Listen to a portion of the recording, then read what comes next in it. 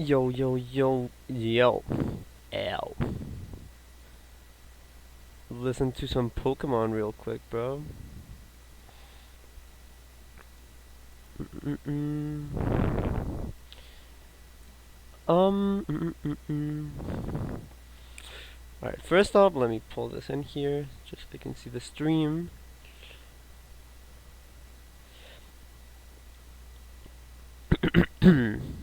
Then we're gonna delete this. Yes.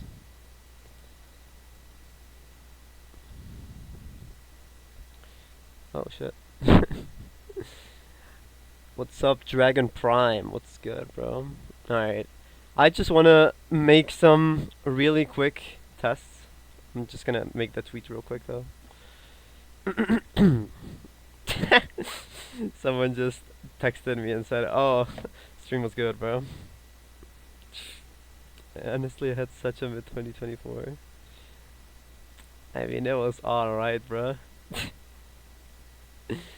Alright, let's just retweet the thing.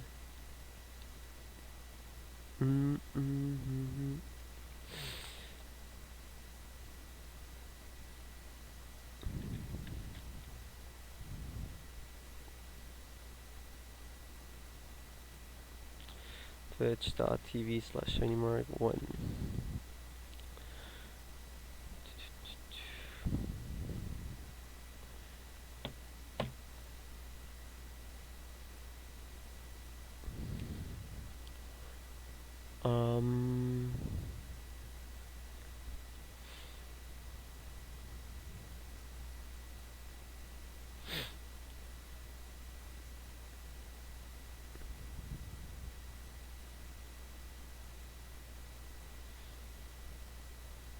Alright.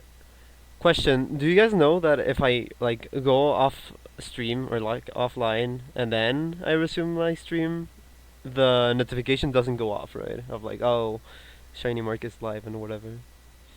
I don't think so, right? Because there was a good amount of people when I started. I think that's how it works at least. What's up, Caleb? Alright. Let's just put on some music really quick. Let's do some chill music, of course.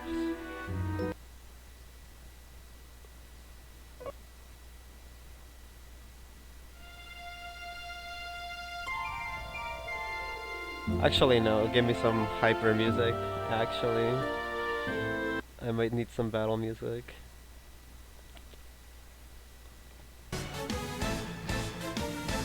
Hell yeah.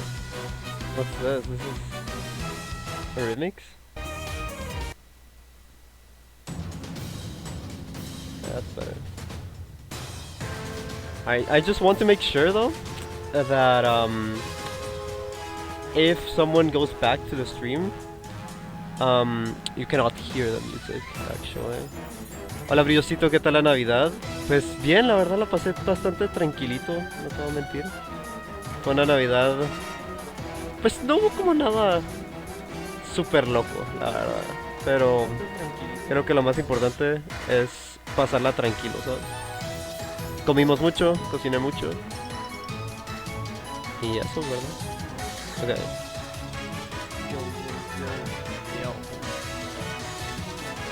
Oh shit, there's like 15 million tabs.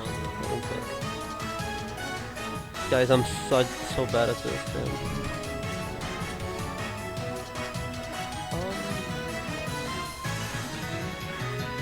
First off, alright, this is better, this is better. Right. We now mute this.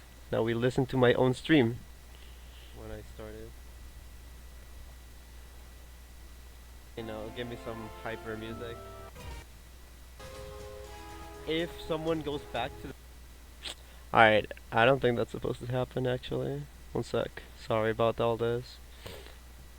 So 2 is on. So 2 should be off and 1 should be... I'm just playing with the auto tracks real quick. Sorry about all this.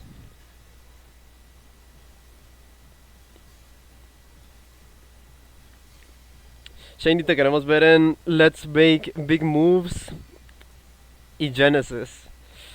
Es que Let's Make Moves no puedo, porque ahí va a estar el cumpleaños de mi novia. Pero Genesis lo más probable es que sí. Déjenlo chambear, así es.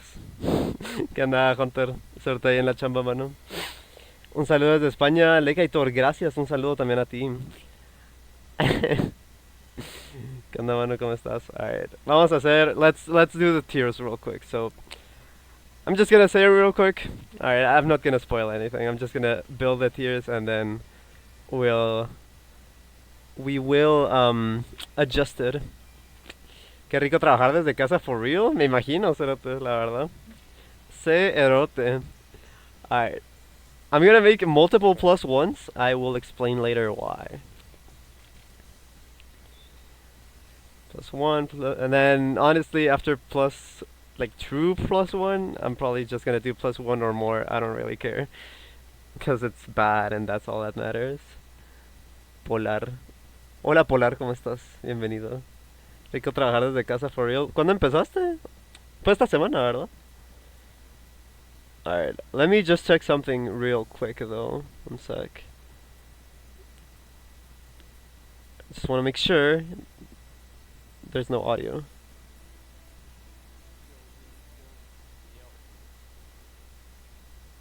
Sorry if this is all awkward. This is gonna be on a video, by the way. This is like why I care about it. Alright. Dude, this is so weird. I hate Twitch. I don't actually hate Twitch, but damn. I was supposed to like play today. Like I wanted to like do a challenge or something on like Elite Smash or something.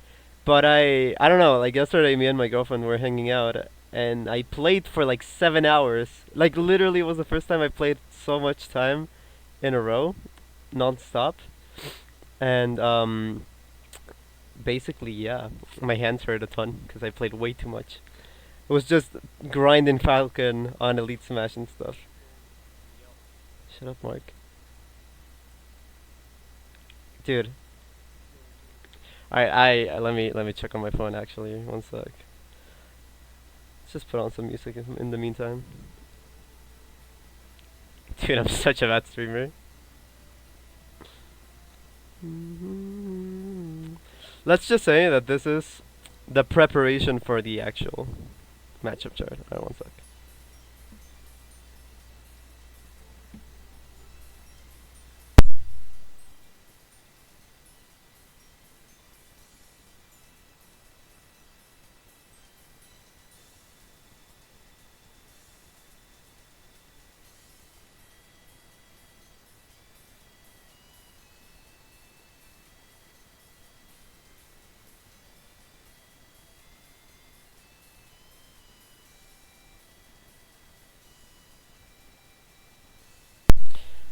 It's all fixed. There's unfortunately a bit of static noise with my microphone, but I think that's just my microphone being horrible. So, I'm gonna finally actually post it on Instagram and start the matchup chart. I just wanted to make sure that I could hear music so I don't get bored. But also like when the VOD is uploaded that there isn't any music playing, you know. Alright, let me just take a picture. I think I should. 20 Pika. Someone subscribed? Alright, let me check. Sorry about all this. I did not hear the fucking thing. Dude,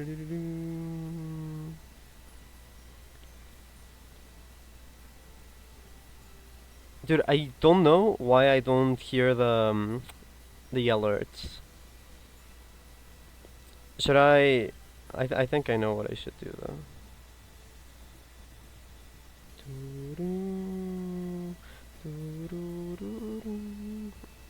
Alright.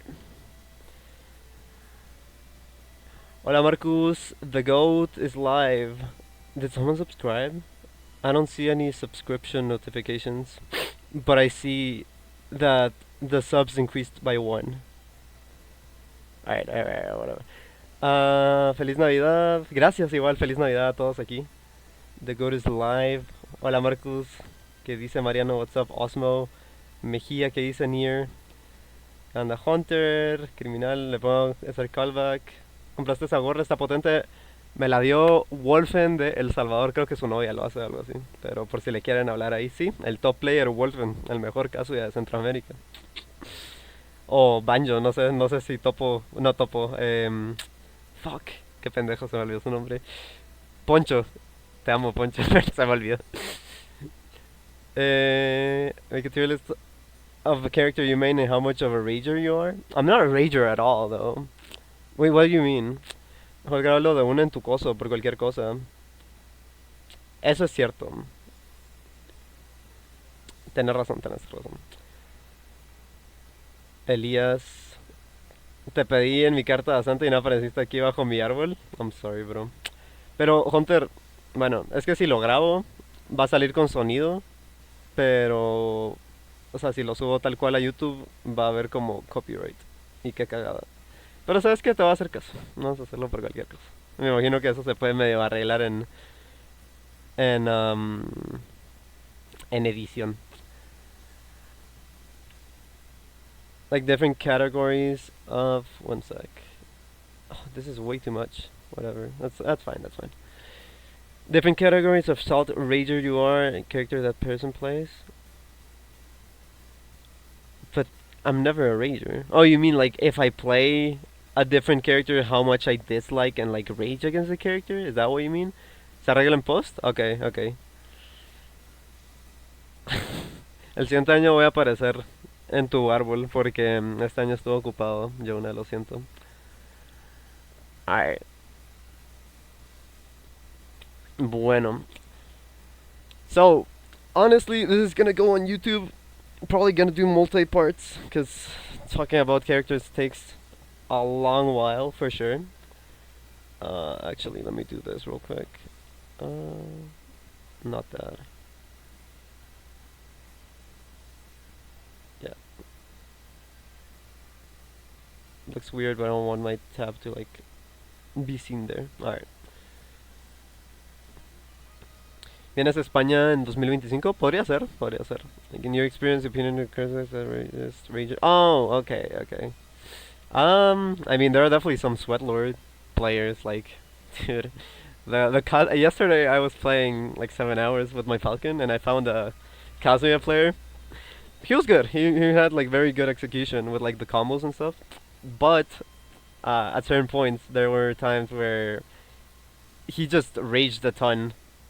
Because I don't know, like I was reading his constant dash in, crouch dash, spot dodge, electric spot dodge, whatever. I was reading everything with down air. So then when I killed him, he just started mashing down air, down air, down air, down air, just to like I guess poke fun at me. But like you're losing anyway. Like, it's not in anyway. It's just like I'm down airing because I'm reading the fuck out of you. Twitch.tv/ShinyMark1. I'm just gonna post this on like the Facebook group, and then I will start. Alright, so I'm gonna explain things in Spanish and in English. So generally I'm just gonna stick with English, but if anyone wants me to repeat it in Spanish, si alguien quiere que yo lo repita en español, porque lo voy a hacer en inglés porque esto va para YouTube, díganme y lo voy a hacer. Then the other thing is, if anyone wants me to talk about a specific character, you can donate or sub, and then I don't know, I'll see it, and then I will, I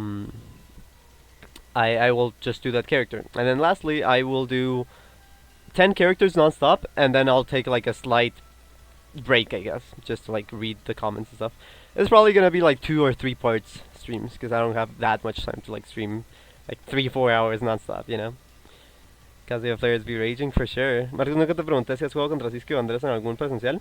Sí, siempre me preguntan eso porque ellos son muy famosos. Pero sí, contra Andrés jugamos en Collision, le gané 3-0, y contra Cisco jugamos en Smash Factor, le gané 3-2. 20 peak is mean. It's my subscribers. Ya gentrificaron a ShinyMark. Me imaginaba porque él está arriba de ellos dos. Así es, así es. Alright. Bueno amigos, 59 viewers, damn. Mis goats. Alright, let's start. Should I do order? Or should I do... I was thinking maybe doing like tier list order, maybe? Tier list. Or Smash tier list. I think that probably would be a bit boring, because like the better characters do about as good generally, right? What's up, Ramses? Oh my god! Dude, it's an honor to have you here. What's up, man? That's that's awesome. What's up? That's my dad. This is mi papa. The best coach with Tony. Those are my two parents in this game, dude. ¿No fue en Delfino? En Delfino no he jugado con nadie de ellos, no. Qué rico estás, bro. Ay, Vicky. ¿Qué dice Vicky? ¿Cómo estás? You just started with Lucas? Dude, fuck Lucas. Always interested in the Pikachu meta, brother. I can tell, yeah, like the way you talk to me and just how the character is. Here to silently judge you for whatever you put Shulk. I think we probably have around the same opinion. Like your optimistic opinion is probably gonna be even. My normal and optimistic opinion is gonna be, like, I realize what Shulk does, but I realize that Degen circle camping going under the stage Pika probably +1s, because I just stall your things, outframe data you. You cannot punish me out of shield. You know. Delfino fue Gluto, le ganó Gluto, el francés. Sí. Soy un poquito bueno, soy un poquito bueno. Quedé 19 viendo a 2 torneos internacionales el season pasado. Este season casi no pude viajar, pero bueno. Hola Gotsurk, ¿cómo están? Alright, let's start. Again, otra vez rapidito. I'm gonna do this in English. I'm gonna go 10 characters in a row, and then I'm gonna take a small break to like talk with chat. Y en español voy a hacerlo todo en inglés, pero si quieren que lo repita después de los 10 personajes seguidos, me lo pueden decir y lo voy a repetir en español. Okay, okay. This is going on YouTube, by the way, so yeah. Alright, let's start. Let's just do like letter order, why not? Alright, Banjo. Alright, let me actually fill in the tiers real quick. So, +1 or even depends on conditions, right?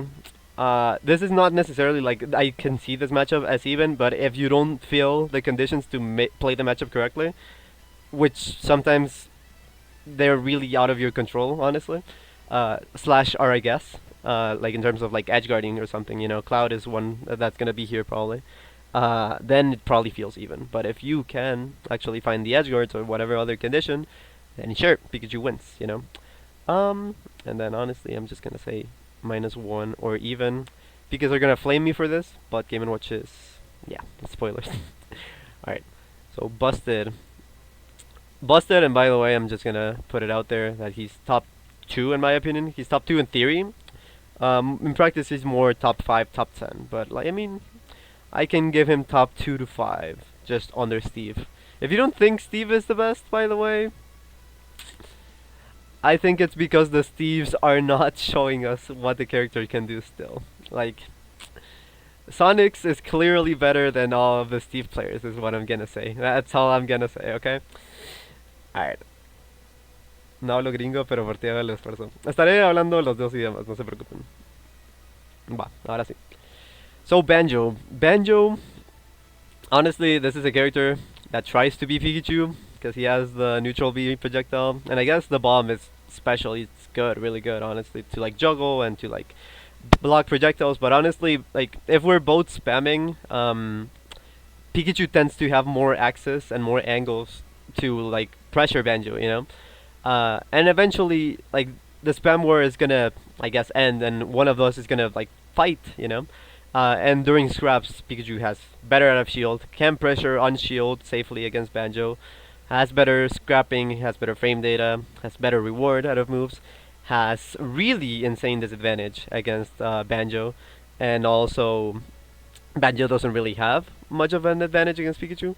I honestly could say that it's +2, but I don't have much experience in it, and I'm sure that if I fight Toriguri it would be pretty close just because of that. Because in my head everything just works out for Pikachu, except like the kill power, I guess. And honestly, like the way that character works is like he's just zoning you constantly and walling you with stray hitboxes, right? That have good damage, have good kill power, but honestly, it's not the hardest thing in the world to maneuver around. So yeah, it's just a matchup that. And then if the Banjo decides to like play very degenerate, very just for the long-term win condition, Pikachu can do that much better just by circle camping.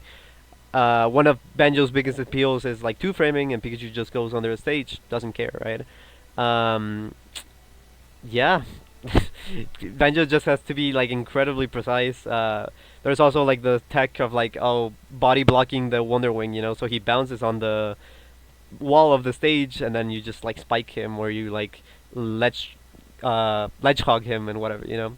So yeah, it's bad. I can honestly easily see it being +2, but just because I haven't fought the best rep of the character, I'm not gonna. Okay. All right, Lima. Sorry, not Lima. Bayo. I think of Lima whenever I think of this matchup, and honestly, I think it's probably gonna end up being +1 or even.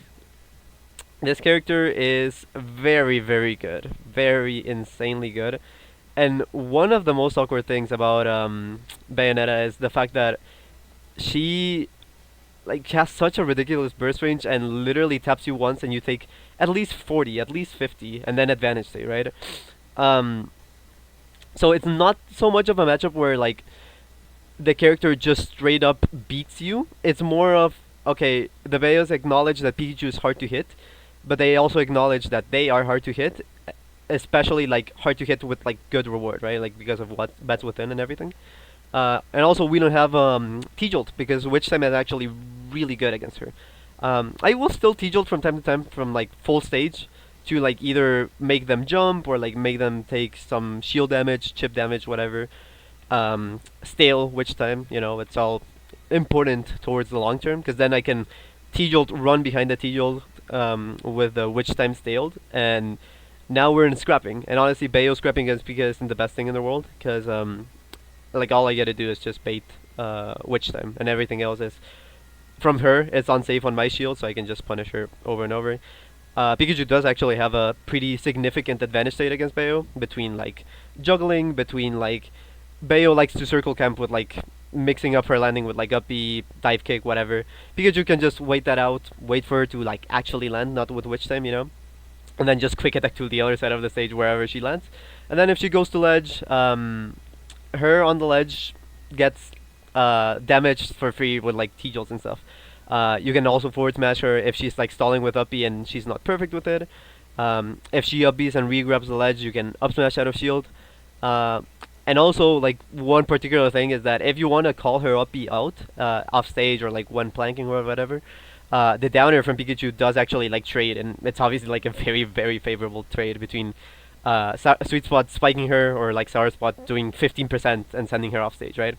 And you notice I'm mentioning long term, I'm mentioning percents a lot. That's definitely a very timeout heavy matchup. So this is why I put it in like +1 or even. Honestly, like I think in theory it's probably +1. But it's so easy for her to like get the lead and just like run away, dude. That it's very realistic for her to win the matchup. Honestly, that's all it is. And then Pikachu can definitely cheese her if she has the lead. But if she's not in a percent where she's gonna get cheesed or she's just not getting cheesed, it's so much harder for Pikachu to get the lead back rather than her just tapping us once and dealing 60%. But honestly, I've gotten like much better at the matchup, much more comfy, and I like now know what the matchup actually looks like when I studied it. So, but I also learned a lot of very dumb stuff about Bayo. So I'm like, okay, character's god. I'm not surprised if Bayo ends up being like top 10 in the meta. She's really insane. So yeah. I think you are guapo, que dice Ander, ¿cómo estás? De que la tier list matchups de Pika, así es, así es. Bueno, voy a estar leyendo los comments, mejor cada 5 personajes, porque cada día es muy tardado. I'm gonna read the Twitch comments between like every 5 characters, because 10 characters is like way too much. It's gonna be like way too much downtime, okay? Pero sí, hablo mucho inglés por las lecciones de Metafy y todo eso. Tenshi, gracias por el sub, amigo, ¿cómo estás? ¿Quieres que hable de algún personaje en particular? Vamos a darle chance a Tenshi. Porque, o sea, si te suscribes o si donas, puedes escoger un personaje que quieras. Do you think a third Pikachu will win an Ultimate Major before the end of Ultimate? So, thinking at the end of Ultimate is going to be next year, I do not think so. I think the third best Pikachu at the moment is probably G Extreme. And while he is quite good, I think he definitely needs a lot of experience to, like, beat the super top players, right?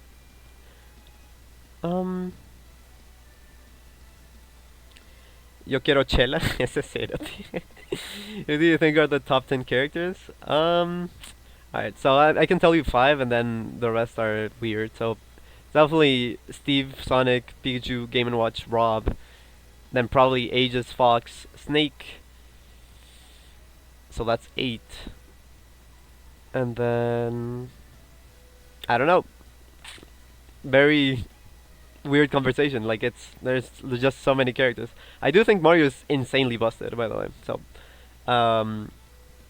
I think that character could be top 10 for sure. Yeah, there's a good amount of contenders for top 10 actually. Alright, let's continue. Tenshi, si tú quieres que... No, en serio, ¿cómo miras a Sheik en esta meta? Muy rota. O sea, Sheik solo es un personaje que no tiene reps activos como muy buenos, pero ese personaje está muy roto. Para mí tiene el mejor neutral del juego, de verdad. Pero bueno, seamos, porque Tenshi no sugirió ningún personaje. Bowser. Bowser is definitely +2, but it's definitely one of the hardest +2s. Just because the other heavies actually just get tapped once and take 80%. And then get edge guarded and die, right? But Bowser has a good amount of tools against Pikachu actually. Like mainly it's that SDI does actually get Bowser out of the combos because against most heavies you can just literally mindlessly up tilt during the Nair loops and it's gonna do 80 anyways. Against Bowser you actually have to do very perfect turnaround up tilts. And by perfect I mean like since Bowser is so huge, while you're Nair looping him, it's very ambiguous if he's gonna be to the right or to the left when you're Nair looping him. So if you miss the up tilt once, you're gonna get a beat and you're gonna take, 13, 15%, I'm not sure how much it does. But I mean, that's a lot of your stock against Bowser, of course, So yeah, that's one thing. The other thing is that he is quite fast for super heavy character. So he can actually just run you a lot with like his approach options.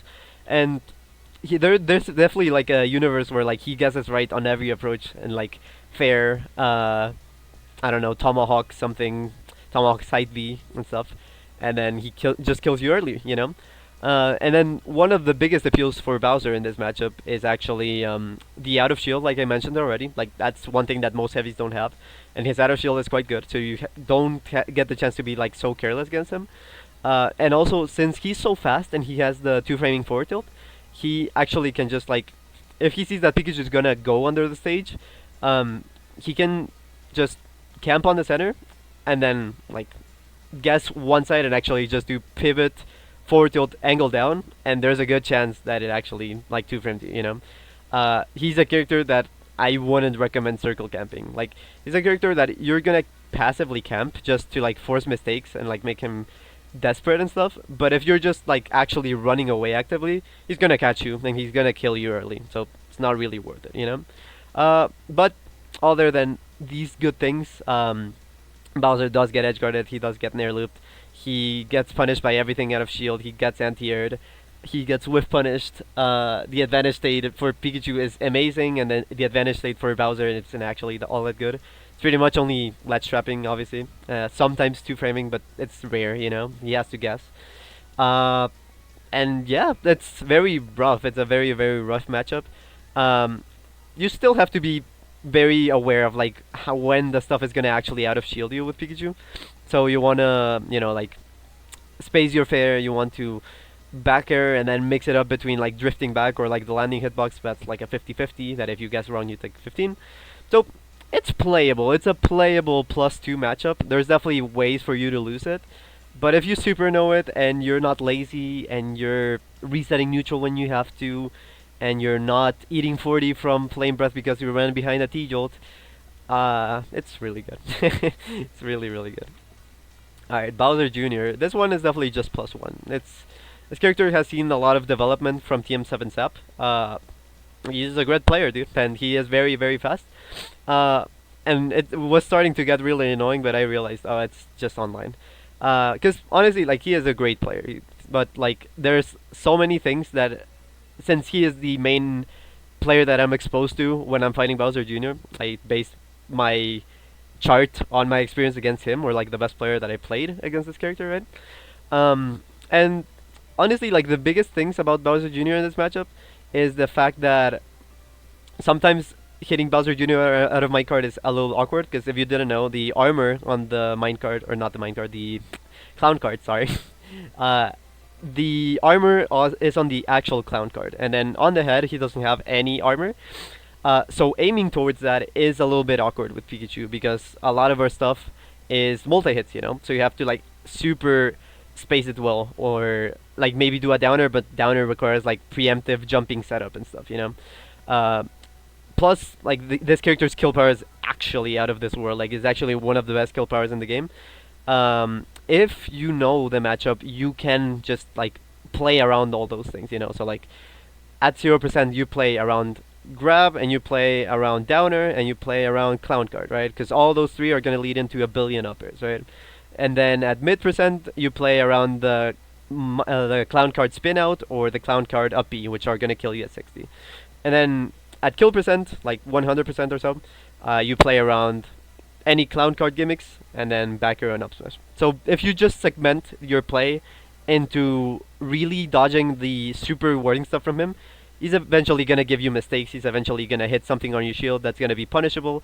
And his disadvantage state is not the worst, just because oftentimes you cannot actually directly kill him.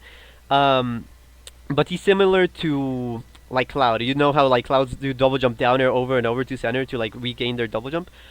Bowser Jr. does this similarly by just like recovering high, doing clown card, and then getting hit off stage, you know, like with down air or something.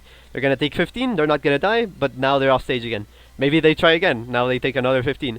So if you just constantly rinse and repeat advantage states safely and are not greedy, you're eventually just gonna out-reward them, you know?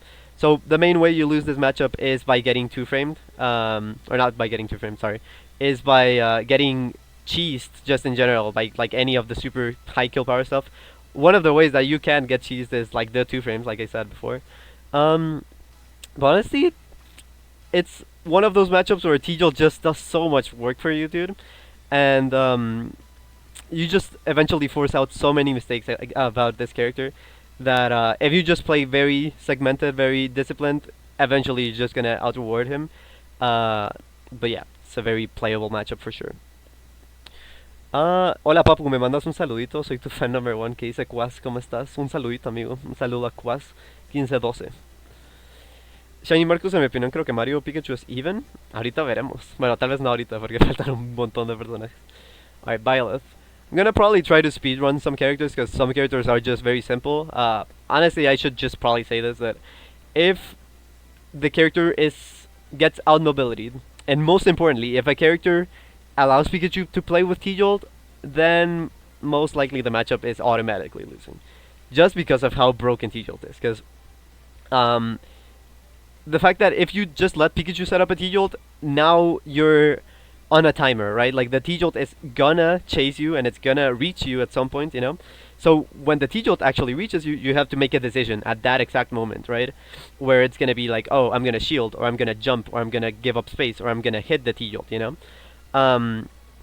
So if Pikachu has the ability to set up a T-Jolt, and especially against these type of characters like Byleth, you know, characters with range, and also lag on their attacks, because there is a certain authority that doesn't have much lag on his attacks, so it's not as relevant, right?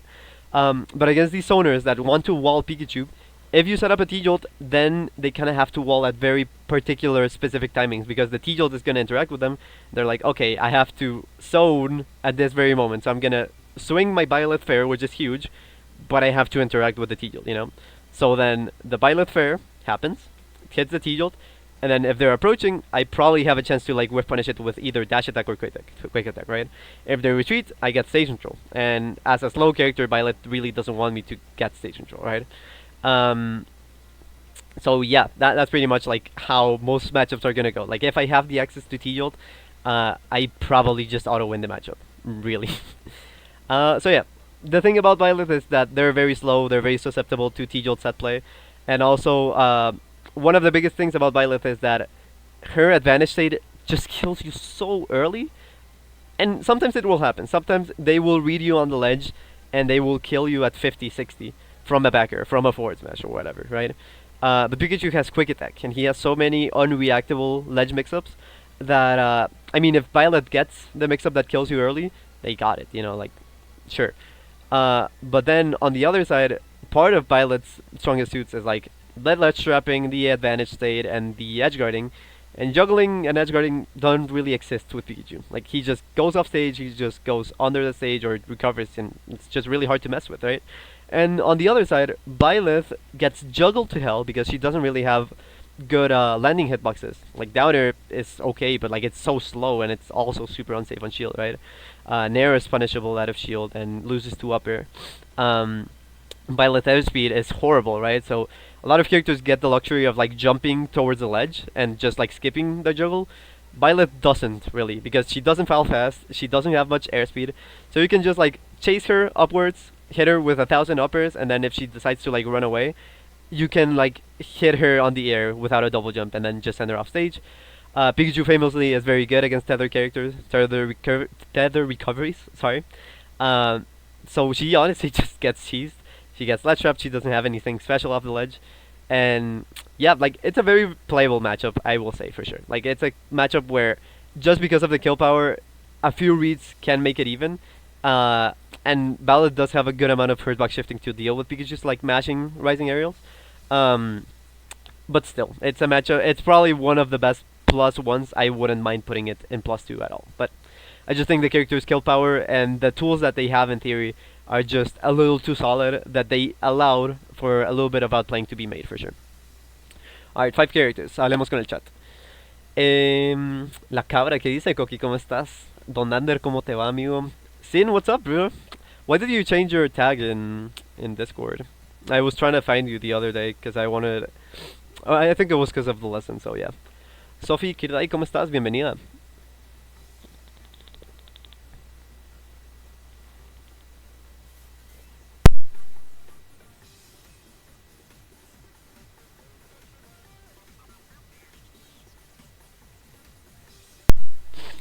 How come? I think it was just a lesson. I think I might have confused you with Bueno, because I think Bueno also changed his tag. I'm not sure.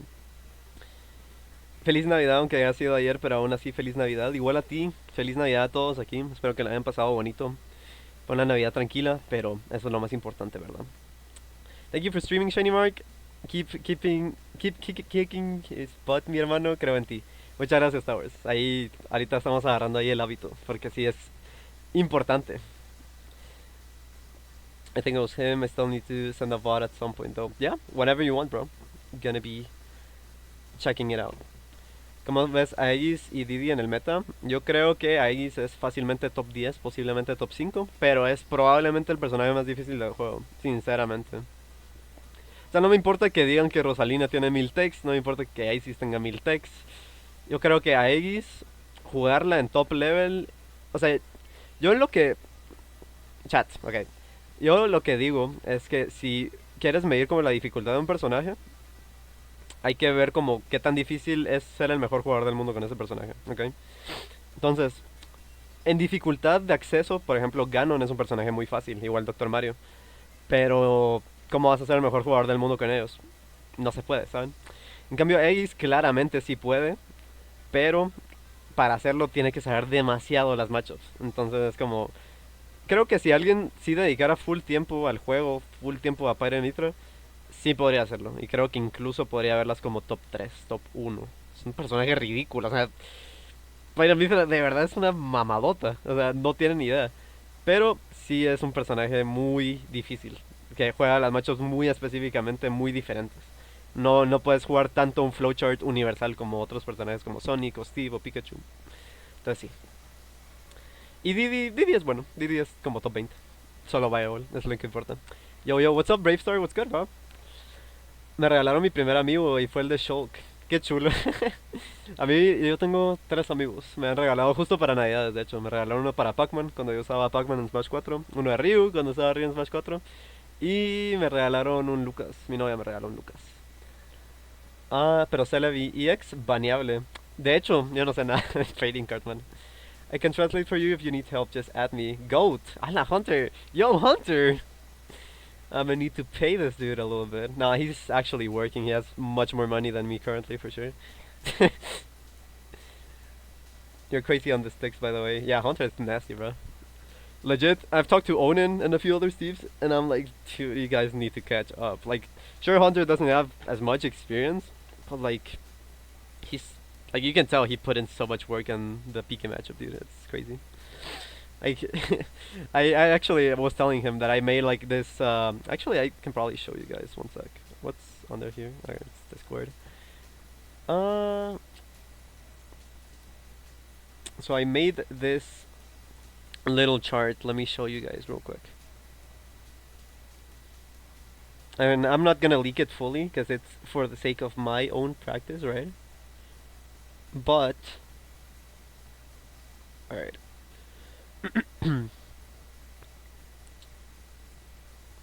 So I made this, right? And it's like a chart of like how comfy I feel against like each individual character, and obviously like the colors are very self-explanatory. And if you saw the other Steves, actually I don't know if there's any other Steves here. Whatever. Oh, actually there is many, right? So all the Steves are green, even Akola. I just feel so comfy with Steve. I love that matchup. And like the Steves are actually very bad at the matchup. And Hunter is like all the characters share the same color except Hunter. Hunter is just yellow because it just changes that much between like. I think it's also because Steve can. I don't think any other character in the game can warp the game plan so much to make it feel like a different character. But Steve can, and Hunter has. So yeah. All right. Let's keep on do. All right. Let me just finish reading this and then we'll continue. ¿Qué dice Chris Era? ¿Cómo estás? Esto va a ser más seguido, amigo. De altos sonidos, es una mamada. Sí, están muy rotísimas. De verdad, es probablemente en teoría el mejor personaje del juego, pero en top level son demasiado difíciles. Kirby Orange sounds awful for Kirby. That's for my sake. That's just for practice. That's for how comfy I feel with each character and like player, and how much I need to practice matchups. You know, that's not necessarily a matchup chart. But yeah, all right, let's continue. I'm probably gonna speedrun a little bit because so many characters, dude. All right, Falcon definitely. Ooh, actually, I'm not sure, dude. Because I'm a big believer of Falcon, by the way. Like between the optimized combos, between I think Nair walling is insane. Like, why is that Nair so safe, dude? Footstool out of shield down B, the mobility is insane. Raptor boost armor abusing. So just honestly because of the mobility and how hard he hits, I can see it being +1. But I'm not sure, dude. I might need an in-between tier. Because there's definitely a difference between like Bowser Jr. difficulty and Captain Falcon. Maybe I will actually. You know what? This is my chart. I don't care what anyone says about like decimals and stuff. Yeah. Yeah. I'm ShinyMark. I can do whatever I want with Pika, bro. Alright, let's put Falcon here. Probably gonna put Byleth here. Probably gonna put Bowser here. Because Bowser is good. Bowser is a really good matchup for us, but it can really go wrong for us as well, honestly. And honestly, I'm gonna put Banjo here. Yeah, sorry if you were watching the first 20 minutes of this, but like, yeah, I think there's definitely a bit of a distinction for sure. Alright, anyways, but Falcon. Falcon pretty much like his biggest appeal is just like the kill power and the mobility. He is surprisingly good at dealing with T-Jolts, but just because of the speed, right?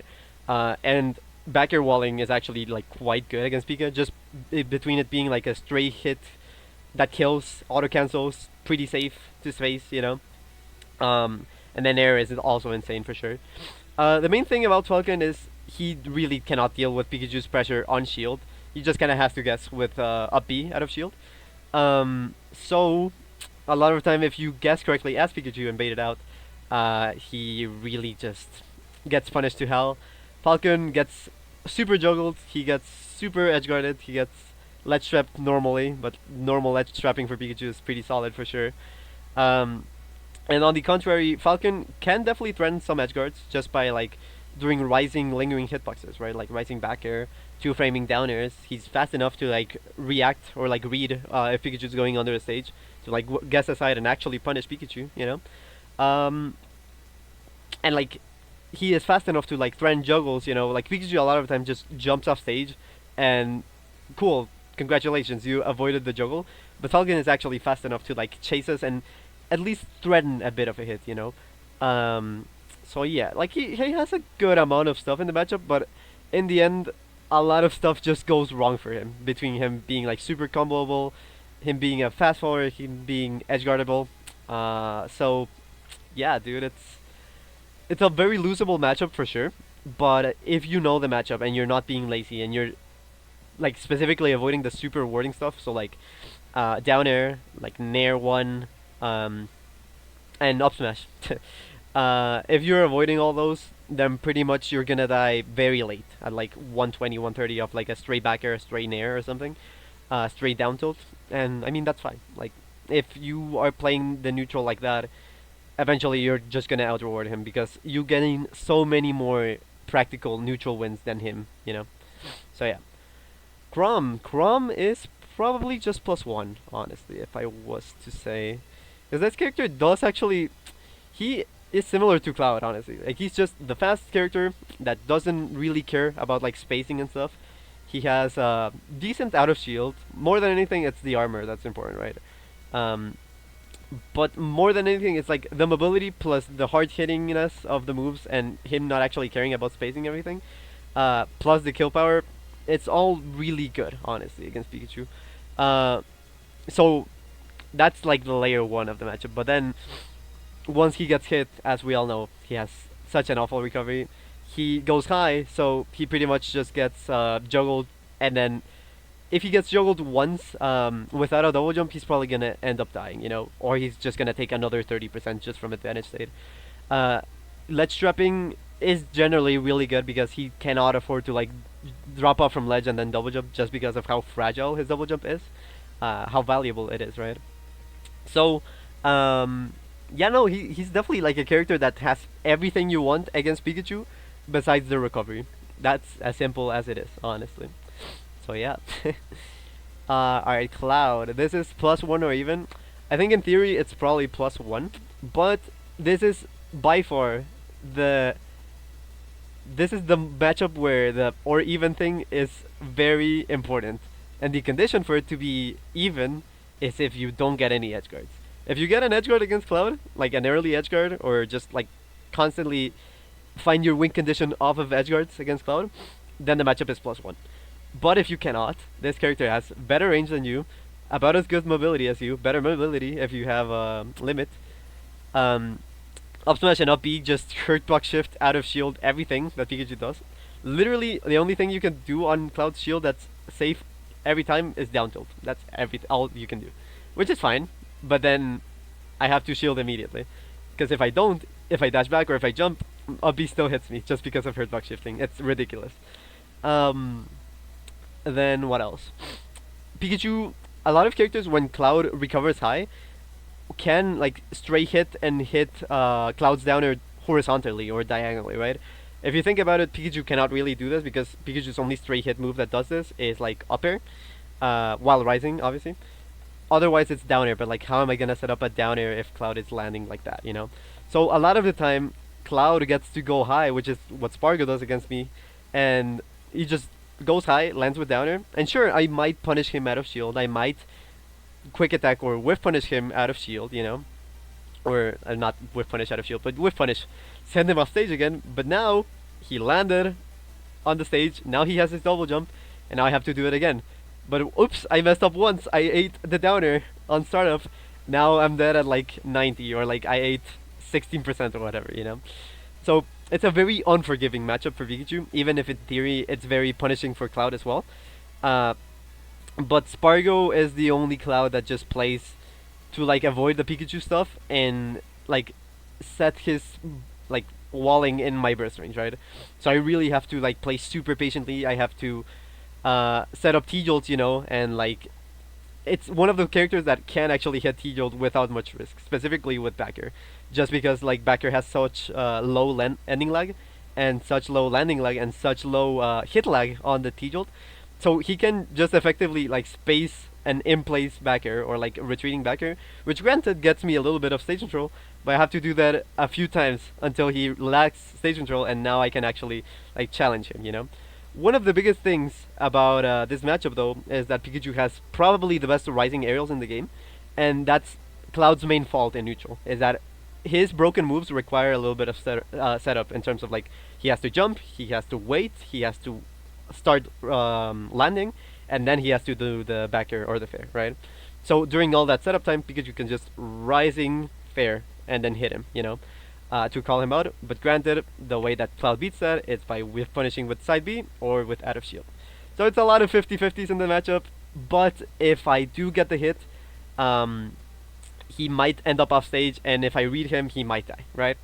And if he does get the hit, sure, he will do like 30 or 40%, but I die super early, so it's not forgiving at all, dude. It's a good matchup in theory, for sure, but it's very hard to play. It's one of the matchups where you cannot be degenerate with Pikachu at all. You have to be so disciplined. My kitty is crying. 1 second. What's up, Isam? What's good, bro? Good to see you. I'll be right back. 1 sec.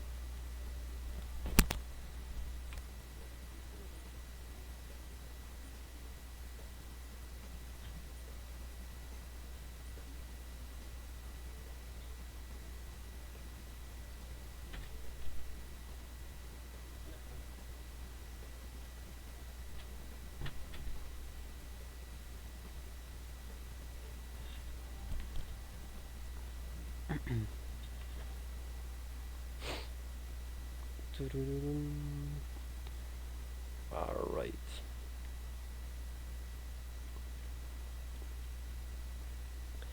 Alright, let's keep it going. How many characters are we in? 8, okay. What did Isam say? His ass has done 5 matchup charts in an hour. Hi, matchups, and this is gonna be a 12-hour matchup chart. I was testing some stuff of the stream, okay? I'm gonna go faster, I promise. Because some of the matchups are much more complicated than others. For example, this is a very simple matchup. Corin +1, Loki maybe even worse, but I'm just gonna say +1 because this character is beyond solid.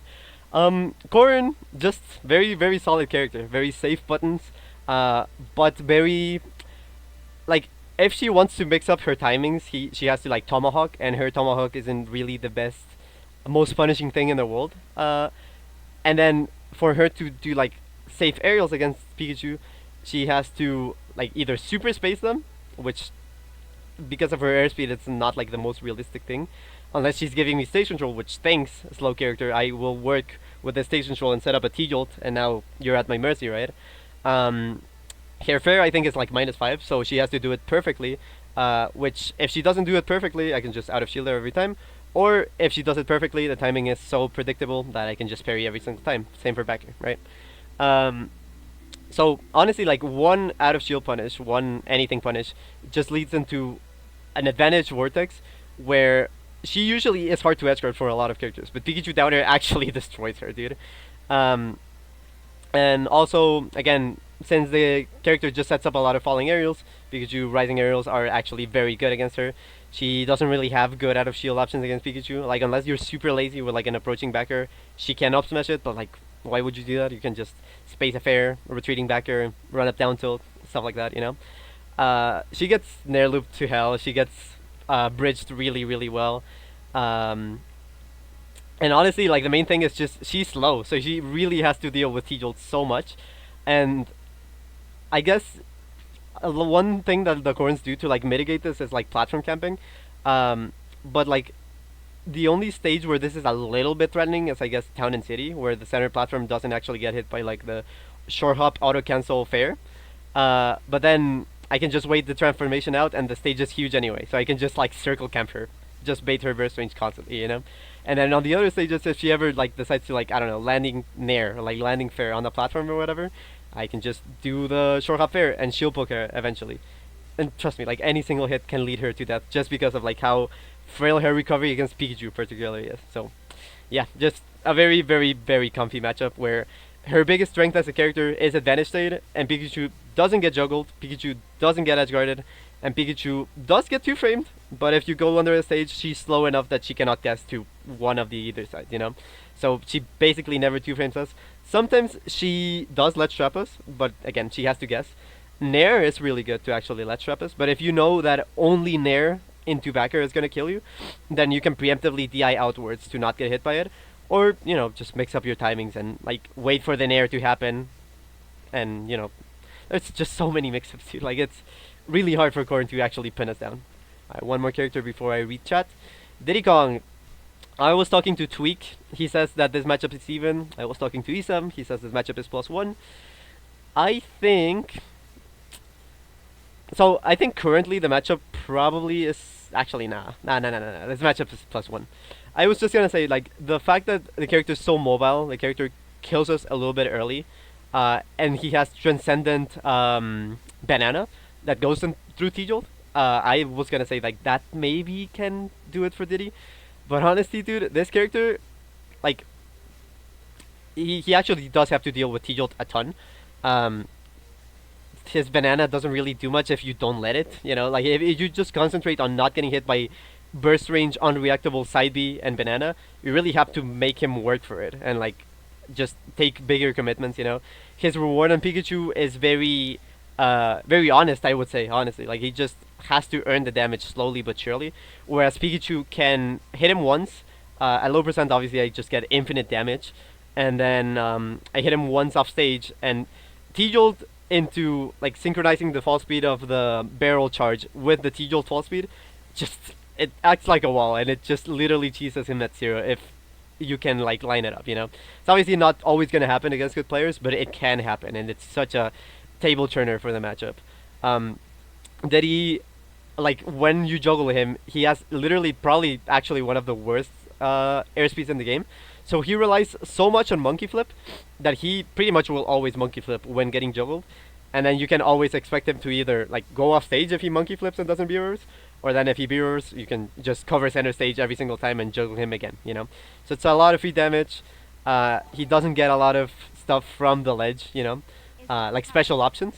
So a lot of the things that are like ambiguous about Diddy because of like side B and stuff, you can just fix that with T-Jolt, and it becomes like a very segmented matchup.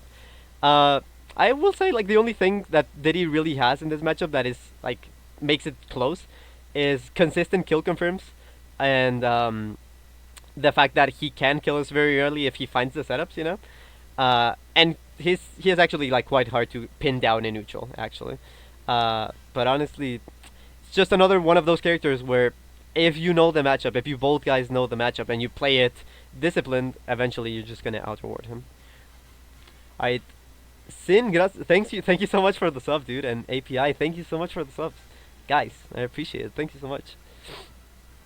Alright, if you guys want to hear like a specific matchup, sub or donate. I will do any matchup that you ask me. Fall speed is part of it, but also how threatening the falling aerials are. You mean Corin? Town City, shit, I love playing on it. Yeah, I was gonna say, like, Town and City is good for us against Corin. It's just like, that's the only platform where they can effectively camp well, because we are banning Smashville and PS2. Because Smashville is like way too small, and the center platform is great for her. And also, what else? PS2, obviously, she does 2-frame us very consistently, right? So we just auto-ban those, and on the other relevant stages, we can just pressure platform camping with the shore hop pair auto cancel that will shield poke as shield if it's hit like even once, you know. Hear me out, mac and cheese, drizzle of ketchup on top. Ew, bro, what the hell? Diddy Kong, more options to play and his strengths in the matchup. I agree, yeah. What's up, Suze? I hope you had a lovely Christmas as well, bro. Hope you're having a good time as well. Can't wait to see you play more tournaments, dude. I'm just such a Rivals lurker. I love Rivals, dude. Rosa? Okay, yeah, for sure. I can do Rosa. Which I actually was studying recently. I think no Pika is gonna let me put it in less than +1. I talked to the boss about this matchup, and he said that he thinks it's even nowadays. But pretty much like So it's a very lame matchup. It's a very neutral resetty kind of matchup. But honestly, like Pikachu can be so much more degenerate in this matchup in terms of like how he wants to play neutral, because a lot of Rosas will like autopilot to like how a dimensional pull or like the down B for Rosa with T-Jolt, but then she just gets quick attack every single time or like fared every single time if she does that. So it's not good. Fair is safe on Rosa's shield and is really really good, particularly because she's super tall, and also while you're hitting her shield, the last hit does actually hit Luma, and it will just put Luma in knockback. So Pikachu does have like a really easy time killing Luma actually. The annoying part is obviously like all the walling, all the lunar landing that is like plus on shield and all that stuff. But if you know that type of stuff is coming, Rosa is such a floaty character that you can interrupt her before she actually lands, or you can just like fully play around all that, you know. So that's like neutral. Pretty much, you really never take risks before neutral before you corner her. Like this is especially a matchup where you don't want to take risks because of like how good her walling is, how good her just chip damage is, and then the kill power is actually really good with Luma, as you may know. But then if you don't commit her and let her wall you for free, and you make her approach and do like unsafe approaches, pretty much the only safe on shield she has, only safe on shield thing that she has is like the Nair by Rosa by herself, you know, without like lunar landing or anything. So you can just parry that, or like out of shield it if they don't do it perfectly. And even if you miss the out of shield punish, she doesn't have good out of shield against Pika. You can just like back her, land behind her shield, and she cannot do anything, right? And then lastly, like one of Rosa's biggest things is advantage state. Again, Pikachu doesn't have a disadvantage state, so. But then on the other side, like Rosa does get juggled to hell. Rosa does get edge guarded to hell. She gets ledge trap to hell. And when Rosa doesn't have Luma, a lot of Rosas like to double jump to center and just like drift. You cannot really do that with Pikachu. Pikachu will just upper you and frame trap you. It's just a really slow matchup, but we clearly win in the long term, and we also can cheese her just in terms of like kill power. She relies on a lot of like stray hits to actually kill us, but they are like stray unsafe hits, so we can just like shield a lot of stuff. Get grabbed, and like what is her grab gonna do? Nothing, right? So we just get sent off stage, go under the stage, and nothing happens, you know? So yeah, I just want you to check DMs. Alright, one sec. But Zeus, thank you so much for the sub, and also Slimmy J, thank you so much for the prime. Appreciate it. Damn, you guys are on fire today. I'm gonna be much more consistent with all this, I promise.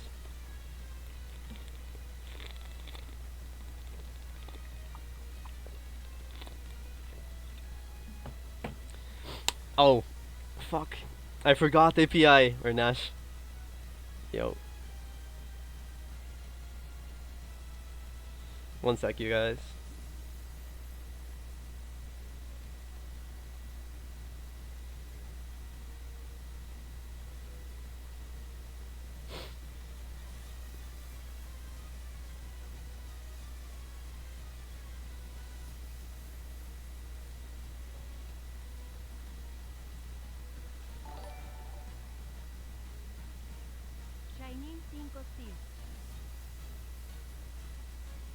Yeah, sorry about that, bro. I legit forgot just because of like all the holidays and stuff. It was honestly like what's stressful, just between like the people coming, the cooking, all that, you know.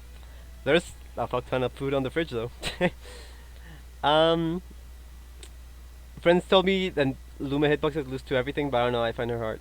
They actually do ping with everything though.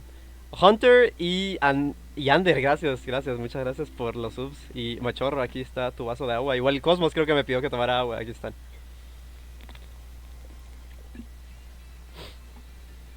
A ver. Todo bien, Slimmy J, gracias por el sub, lo aprecio un montón. En torneo cuando se usa Pro Controller se puede evitar la interferencia conectándolo, porque he visto que te quedas mucho de eso. Sí, yo ahorita por eso ya me di por vencido. O sea, yo digo cuando salga Smash 6 voy a usar GameCube, no voy a liar con eso, nunca. Pero si quieren evitar la interferencia, usen GameCube, usen Pro GCC. Yo no puedo usar Pro GCC porque las coordenadas son diferentes de las del Quick Attack y no me quiero acostumbrar. O pueden usarlo conectado, el Pro Controller normal, pero tiene 1 o 2 frames más de delay. Depende de... No sé de qué depende, pero hay veces donde sí es 1 frame o hay 2 frames. Entonces, a mí no me gusta eso. What about Game & Watch? I'm doing it in order. ¿Qué dice Idamir? ¿Cuándo vienes a Panamá? Cuando hagan un torneito, ahí me hablaron de que iban a hacer un torneito más grande. Ahí me avisan y yo con mucho gusto llego. El Ararai, ¿cómo está? Feliz Navidad, Fergus también. Espero que la hayan pasado muy bonito. Synchro, Grand Prix. Feliz Navidad, man. Espero la hayas pasado bonito. Mm, mm. Yoto Hat. Confiamos en el Smash 6. Sí, va a salir de aquí a un año o año y medio. ¿Puedes ajustar las coordenadas, vos, magia? Es que no es por eso, Hunter. Es por. Solo. ¿Cómo te lo explico? El Pro GCC ajusta. Es que ya lo probé, ya lo hablé con los mismos developers del Pro GCC, literal. Se ajusta como a las esquinitas, digamos, del GameCube. O incluso aunque sea como full Pro Controller Mode, sí se como que clipea ciertas partes. Entonces, por ejemplo, hay un ángulo que yo hago a veces que es como doble diagonal, pero es un diagonal como cerrado y uno más abierto. Entonces, em, ese, uno de esos dos ángulos se corrige a uno horizontal completamente, a uno vertical completamente. Yo odio esa inconsistencia, me emputa. Entonces, sinceramente yo me podría cambiar a Pro GCC si yo, no sé, comitiera a Lucina o a Aegis o algo así. Pero de momento no quiero. De momento pues quiero seguir terminando el juego con Pikachu, ¿verdad? A ver. ¿Está en todos lados o qué, machorro? Tu matchup de la Aegis debe... El matchup de Aegis, ok, ok. Va, Aegis. Aegis definitivamente es... That's a tough one, la verdad. Porque yo soy un Aegis believer. Lo voy a hablar en inglés, by the way. Y luego si quieres te lo explico en español. So Aegis, someone donated, so they want to hear Aegis. I'm such a big Aegis believer, dude.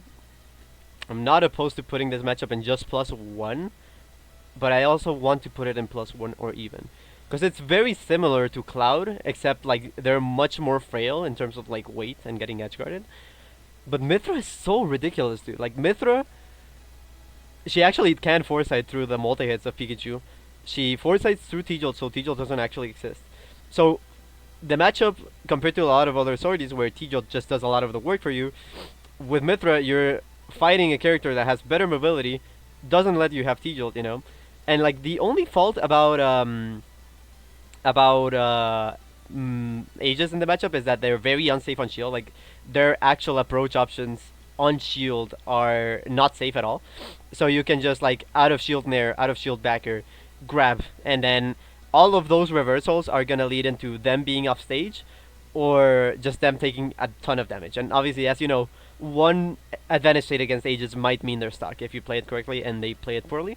But also, Mithra gets to play burst range against Pikachu, which she is more mobile than him, while walling him, you know? So she can just do that over and over and over and over and over until she gets the stock naturally. But then as soon as they switch to Pyra, they usually end up losing because Pyra is really not good at all against Pika. So I think this is strictly pretty much like an only Mithra matchup, unless you can justify like walling mashing against Pika. But yeah, I'm just gonna say +1 because Mithra does actually have to win neutral like about 3 times as much as Pikachu for a stock. So that's really bad. But I think the character is ridiculous and it's very, very, very playable. Similar to Min Min pretty much for them. A ver. En cualquier Smash confío en Shiny. Ah, sí, me voy a poner bastardo con cualquier Smashito. Ustedes saben. Esto que se ha ganado en casa y en línea por cosas del online o si le da mala pica. Ah, pues sí, es lo que dice Hunter. A veces soy mula. O sea, Pikachu se gana la matchup.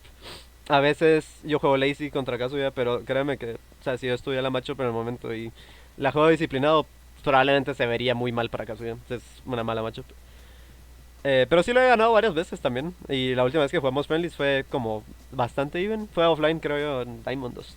Estuvo divertido. Fue como bastante a mi favor contra su Terry y bastante even con su Kazuya, si no mal recuerdo. A ver. Tengo 110k. Lo voy a ahogar a pura agua. Tomemos agua, pues, tomemos agua. ¿Qué dice ShinyMark? ¿Qué dice Christian Langdon? Felices fiestas, guapo. Espero que la pase bien. Espero que... Yo sé que va a tener un bonito cumpleaños, ¿verdad? Yo sé que ahí... Usted sabe. El match de Yoshi, ¿cómo lo ves? Si te suscribes o donas, te lo puedo decir ahorita mismo. Si no, vamos a ir en orden. Yeah, I'm just starting to stream on Twitch, actually. Por mi sub, ¿me podrías decir cómo le va a Pikachu contra Mii Swordfighter? Con mucho gusto, Hunter. Marcus, will there be a YouTube rebroadcast? Yeah, this is going on YouTube for sure. Será el matchup de Donkey. Si te suscribes o donas, lo haré. Con mucho gusto. Pito meteórico para el todo el chat, qué cosa. No, nada, que ya sé que viene tu cumpleaños. Entonces yo sé que ahí la vas a pasar bonito, mano. Y me gustaría verte, usted sabe. Porque yo lo quiero mucho, Langdon, eso es a lo que me refería. Pero bueno, Mii Swordfighter by petition of Hunter. Alright, Mii Swordfighter, honestly, dude, this matchup, this character, actually, like, one sec. Mm. Alright, this character, surprisingly, dude, does really good against Pika. There's another character that is really bad in this game that comes to mind. Actually, maybe two. That are really bad tier list wise. But, dude, this character does have the tools to beat Pika. He's just an awful character. But, like, he has everything that he needs to beat Pika. Like, if he had better on-shield frame data, or better reward, or, like, better range, or better out of shield, something, he probably would go even or beat Pika. Low-key. Because Mii Swordfighter, particularly, has two really good things in the matchup. He has, where is it? I forget that they have like a billion specials. Alright. So, the reversal flash, this is literally just Mario Cape, right? I think it's even like a less lag than Mario's Cape. So, he has a tool to automatically deal with T-Jolt, right? Not really punishable. It's actually like hard to punish. You can read it with quick attack, but it's still risky, right? So, he has this already going for him, you know? Like this, just having this makes so many matchups probably go from +1 to even, actually. It's having like a tool that limits Pikachu T-Jolt, right? Then, recovery-wise, where is it? I think it's this one. Yeah, this move. The mini Octo Slash. This move, dude, it's literally Octo Slash, but for some reason, like, you know how most characters cannot, like, edgeguard Octo Slash because it's huge, like Sephiroth up B? Well, it's the same with this, right? Like, you're not actually gonna downer him and, like, beat him. It's just not gonna happen. But, with Sephiroth, at least, you can, like, throw a T-Jolt, and then the T-Jolt will hit through the Octo Slash, and then you can T-Jolt downer, T-Jolt fair, reverse T-Jolt, whatever, right? But then this up B, for some reason, it just eats through the T-Jolt, dude. So, it's actually unedgeguardable. Like, the only way you can edgeguard him is, like, if you, I don't know, if you go off stage, bait him to recover early out of fear, and then you, like, force a bad angle, and then you spike him or whatever, you know? So, he's actually literally probably the only character that's so hard to edgeguard. Like, I know Sonic, I know Bay are hard to edgeguard, but sometimes you can force mistakes. Like, this character is like, what the hell do you do, dude?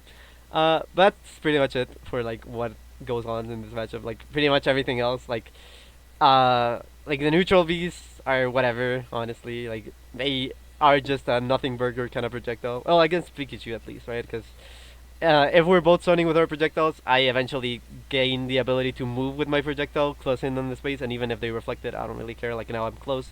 Now we're scrapping, right? Same with Chakram, and pretty much, like, his neutral tools are all unsafe on shield. Like, look, unsafe on shield. This is not gonna hit my shield. It's actually quite safe on shield, but again, sword, low needed to, like, straight low hitting move needs to be done perfectly. Otherwise, it's unsafe. And also it gets parried, you know. Nair, not really the best move. Really hard to make perfect, I think.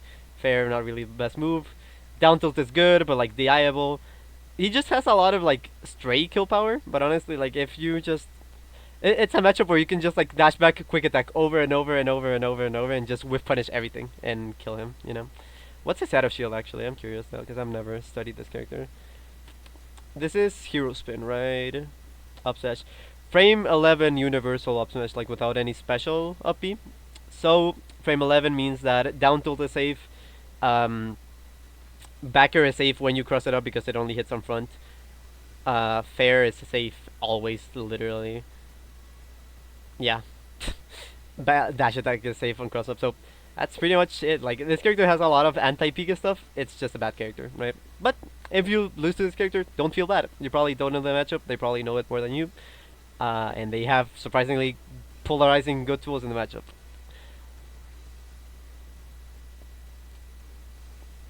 He escuchado que le gana a Steve siendo el mejor personaje del juego. Se ha escuchado que esa matchup no es tan mala, así, actually. I agree, Quasi. What's up, bro? Hope you're good, man. Can we do the thunder thing? Yeah, we can probably do thunder wall. Actually, I forgot about that. The thunder wall. I mean, if they're hugging the stage, they're just gonna attack and recover anyway, and they'll probably punish us because we have no like air mobility when we mirrors, right? Can we do the tech thunder counter versus the bad octos? Oh, actually, that's smart. I'm not sure if we can because I think that only works if we get put into tumble. But we might be able to actually. I think we actually are because then the thunder hits him, interrupts him, and we just mash down B. Do you guys want to lap that for whatever reason? We could lap that right now, really quick, and then we just like talk about the rest of the characters. Wait, that's huge. I think so actually. Yeah, we might need to lap this real quick. All right, one sec. You guys are supposed to like be able to see my game, right? Alright guys, this is probably gonna be... So, I need to do some stuff in a little bit, honestly. So, I'm probably... I don't know, I'm probably gonna reach like... What's a spicy character that people like? I guess Kazuya. I'm talking like way too slowly, I need to speed it up for sure. Alright, give me one sec, let me just set up the training bot track real quick.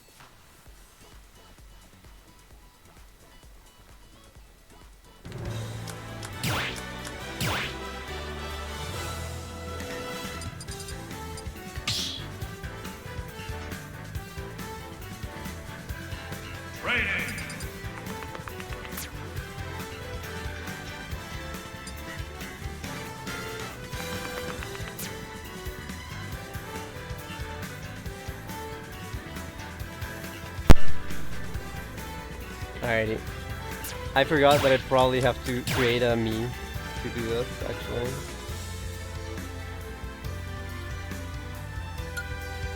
Worst. Let's do it anymore. Fuck. Se me olvidó que... Se me olvidó que había hecho esto. Un día estaba jugando con mi novia y me dio mucha risa. A ver, vamos a hacer el Mii óptimo contra Pikachu. Chakram y I guess Shuriken of Light.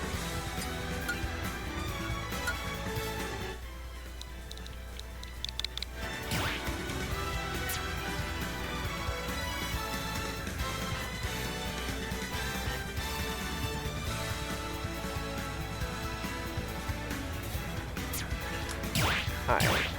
Are you doing a matchup chart? I am, but I just want to test something real quick on the training mod deck. Just something about the Mii Swordfighter. One sec. Because it's like a really relevant aspect of the matchup that makes the matchup not awful. But honestly, I think if this is like a thing, that matchup is incredibly messed up now. Alright, let's do... Man, what's up everyone? Hope you guys are all doing good. Who in chat plays Pika? Dude, most people play Pika here. Alright. So, let's do this.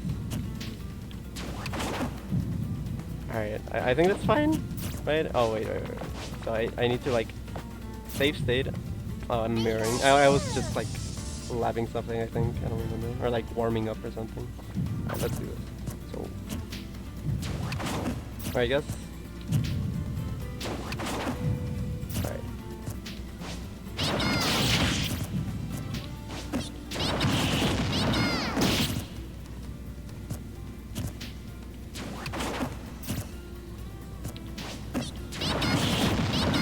I mean, yeah, I didn't think so, because, like, for the tech to happen, you need to be able to tech. Maybe I like Pikachu higher percent, let's see. Like, maybe then I get put into tumble or something. Wait, maybe this will work though. No. Okay, never mind. It's like way too high percent. Actually, it might be able to happen at like 100 or something. That's like fumble percent. Oh! It works! Awesome! We just made the matchup bad. What percent is this gonna kill us? Probably like 70.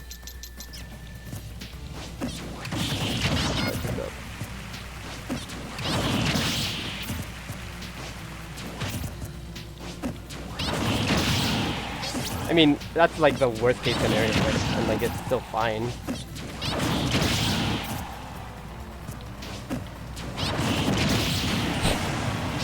Awesome! Hey, we made a matchup a little bit easier. That's cool. Alright, let's continue with the matchup chart. Alright.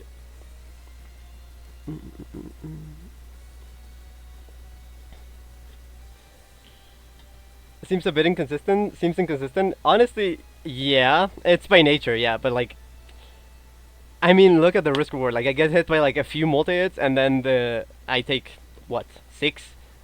And then if that works, like best case scenario, they die super early. Or like they get put into like off stage and get edge guarded or something, right? And then mid case scenario, I guess, just the thunder hits them. And I mean, like now I'm able to like recover first and, you know, stuff like that. I'm in the mind of frame of a regular character who doesn't want to give center up. A Pikachu doesn't really care, honestly. I usually am the same, honestly, especially against like more limited matchup. But I don't really care. Like West Pikachu. Yeah. Alright, you guys are able to see the matchup chart again, right? Alright, let's keep going. Let's do a quick round.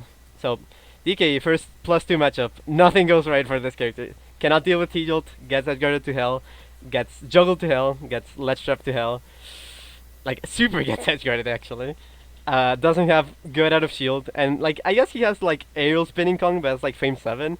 And also like the range is like quite high, so you can just like space around it and not get hit by anything anyways.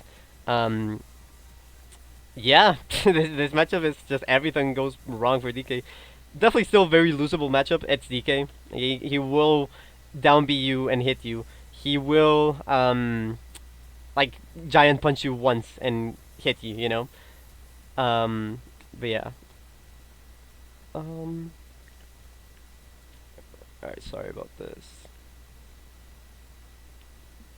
It's just a really bad matchup. Yeah, you should never underestimate DK in the matchup, but just really awful matchup. It's probably like bottom 2 matchups in the game, or not in the game, or for like Pika, you know. No está mi beso. Mwah. ¿Cómo estás, gato? Bienvenido.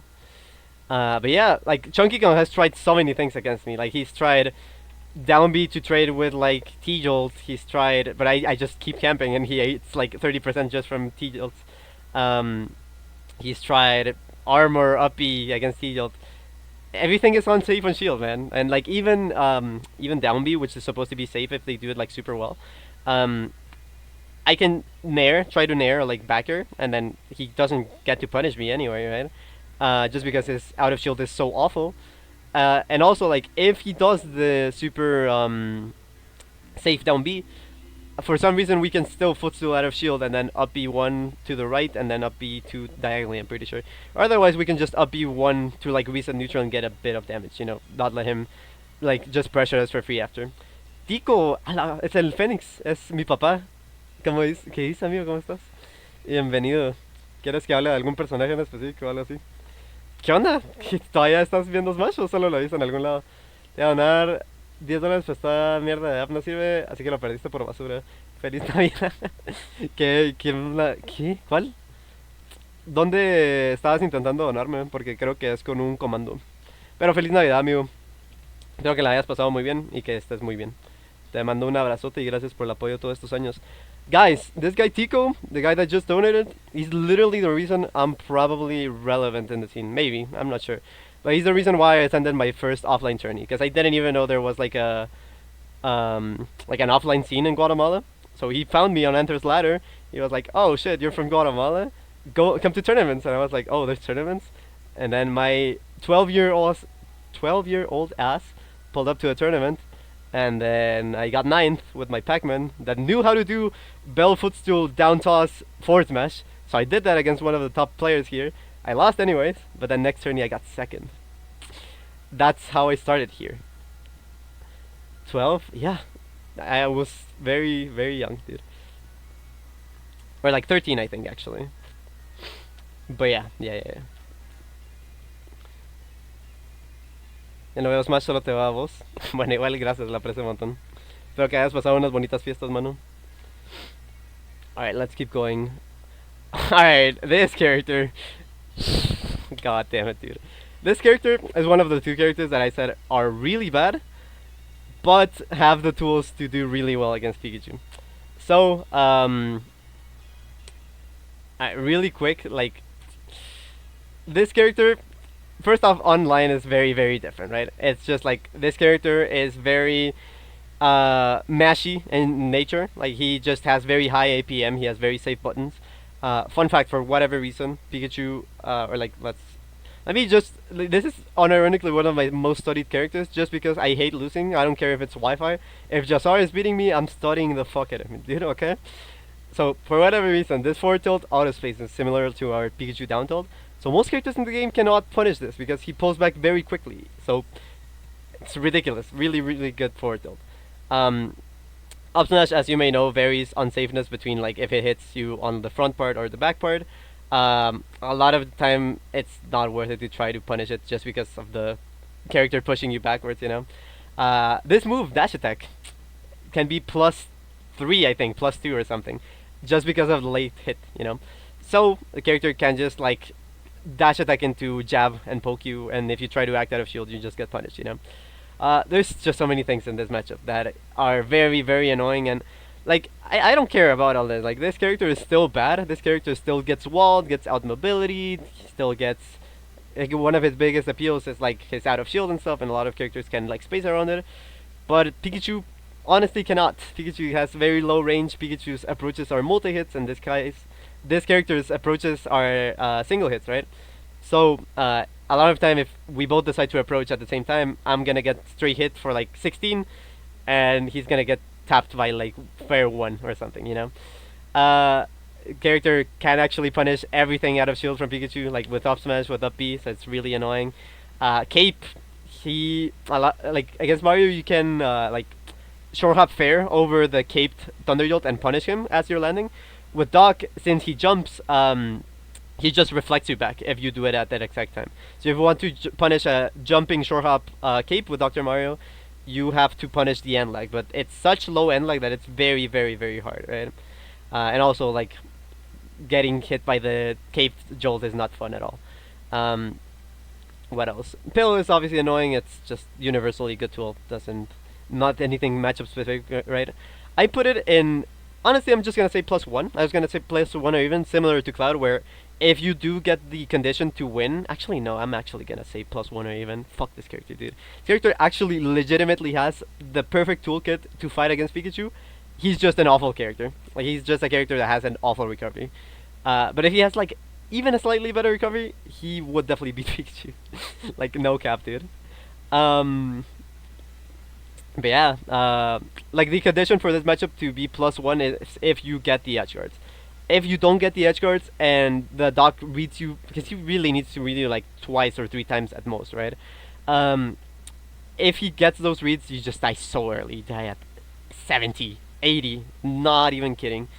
But then you can just not interact with him. You can reset neutral a billion times against him, make him commit because his burst range is completely awful.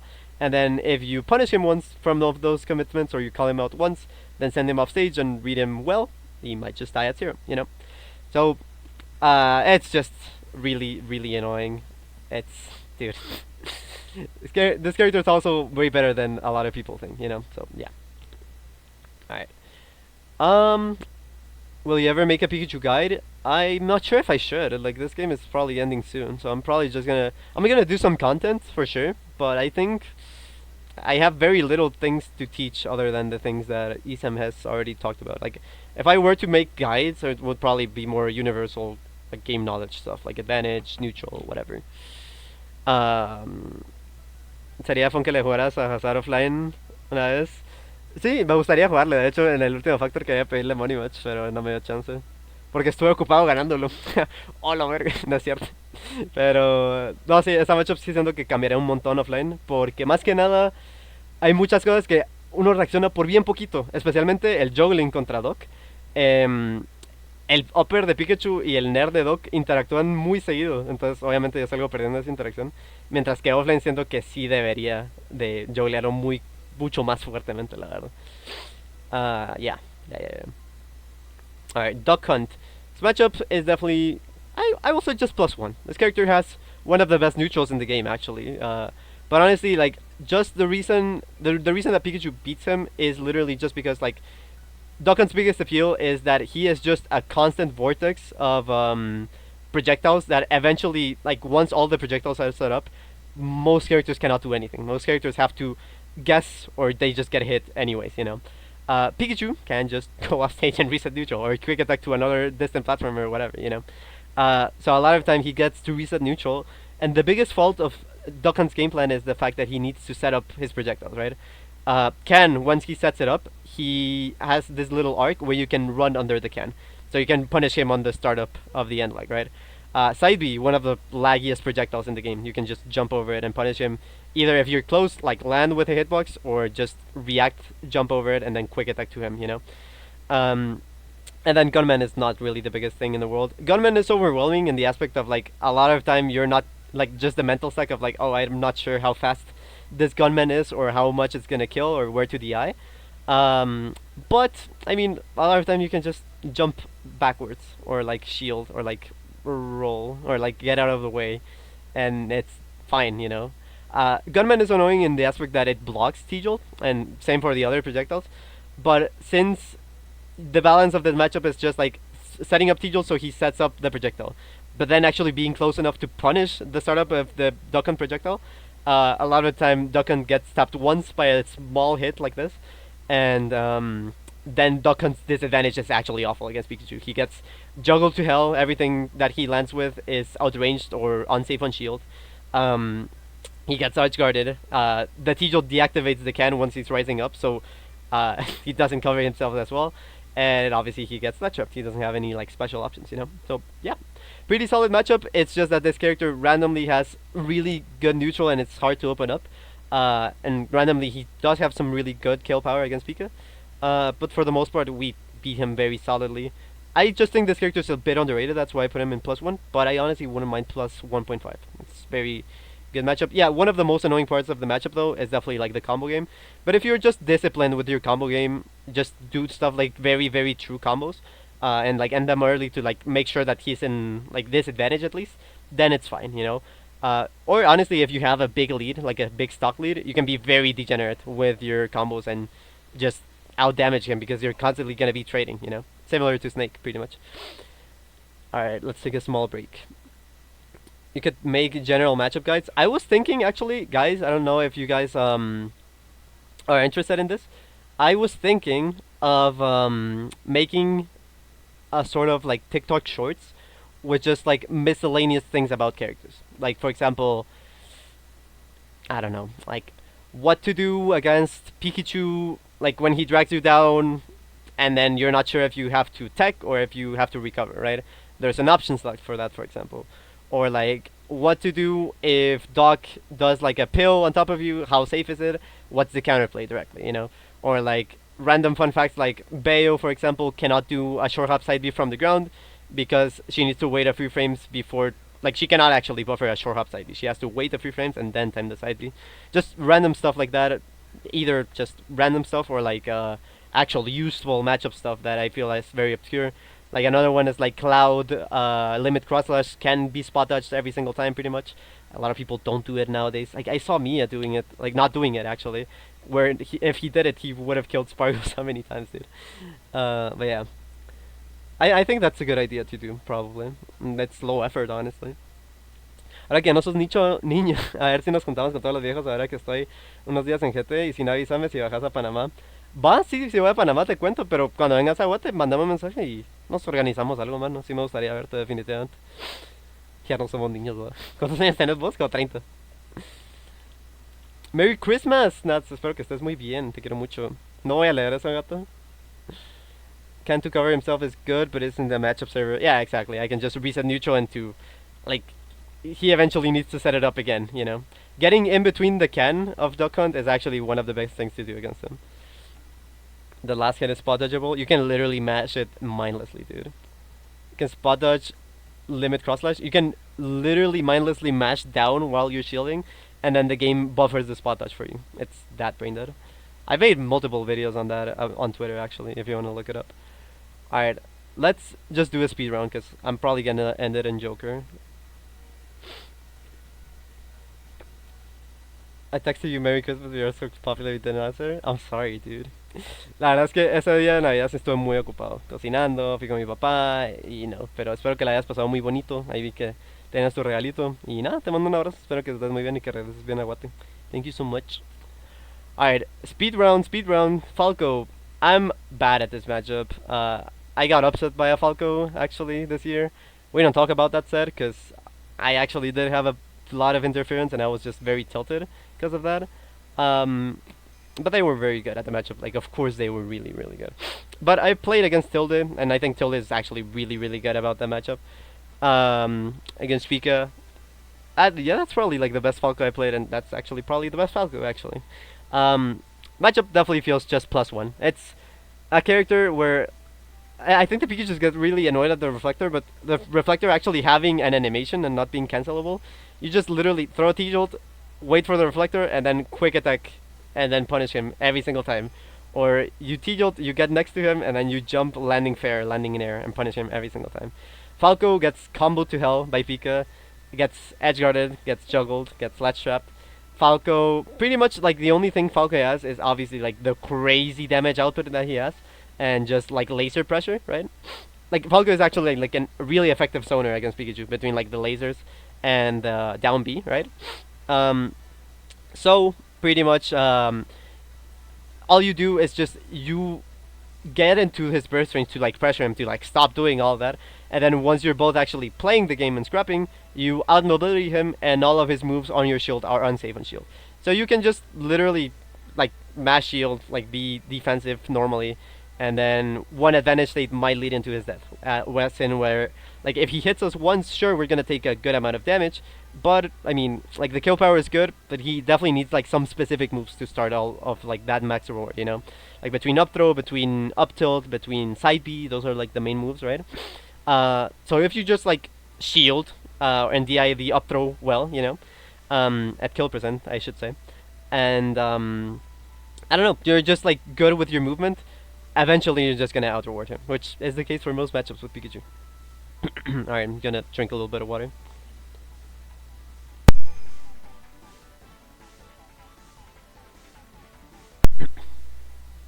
Main Falco just to be your counter pick. No, sí me la sé, solo ese día sí, no fue mi día.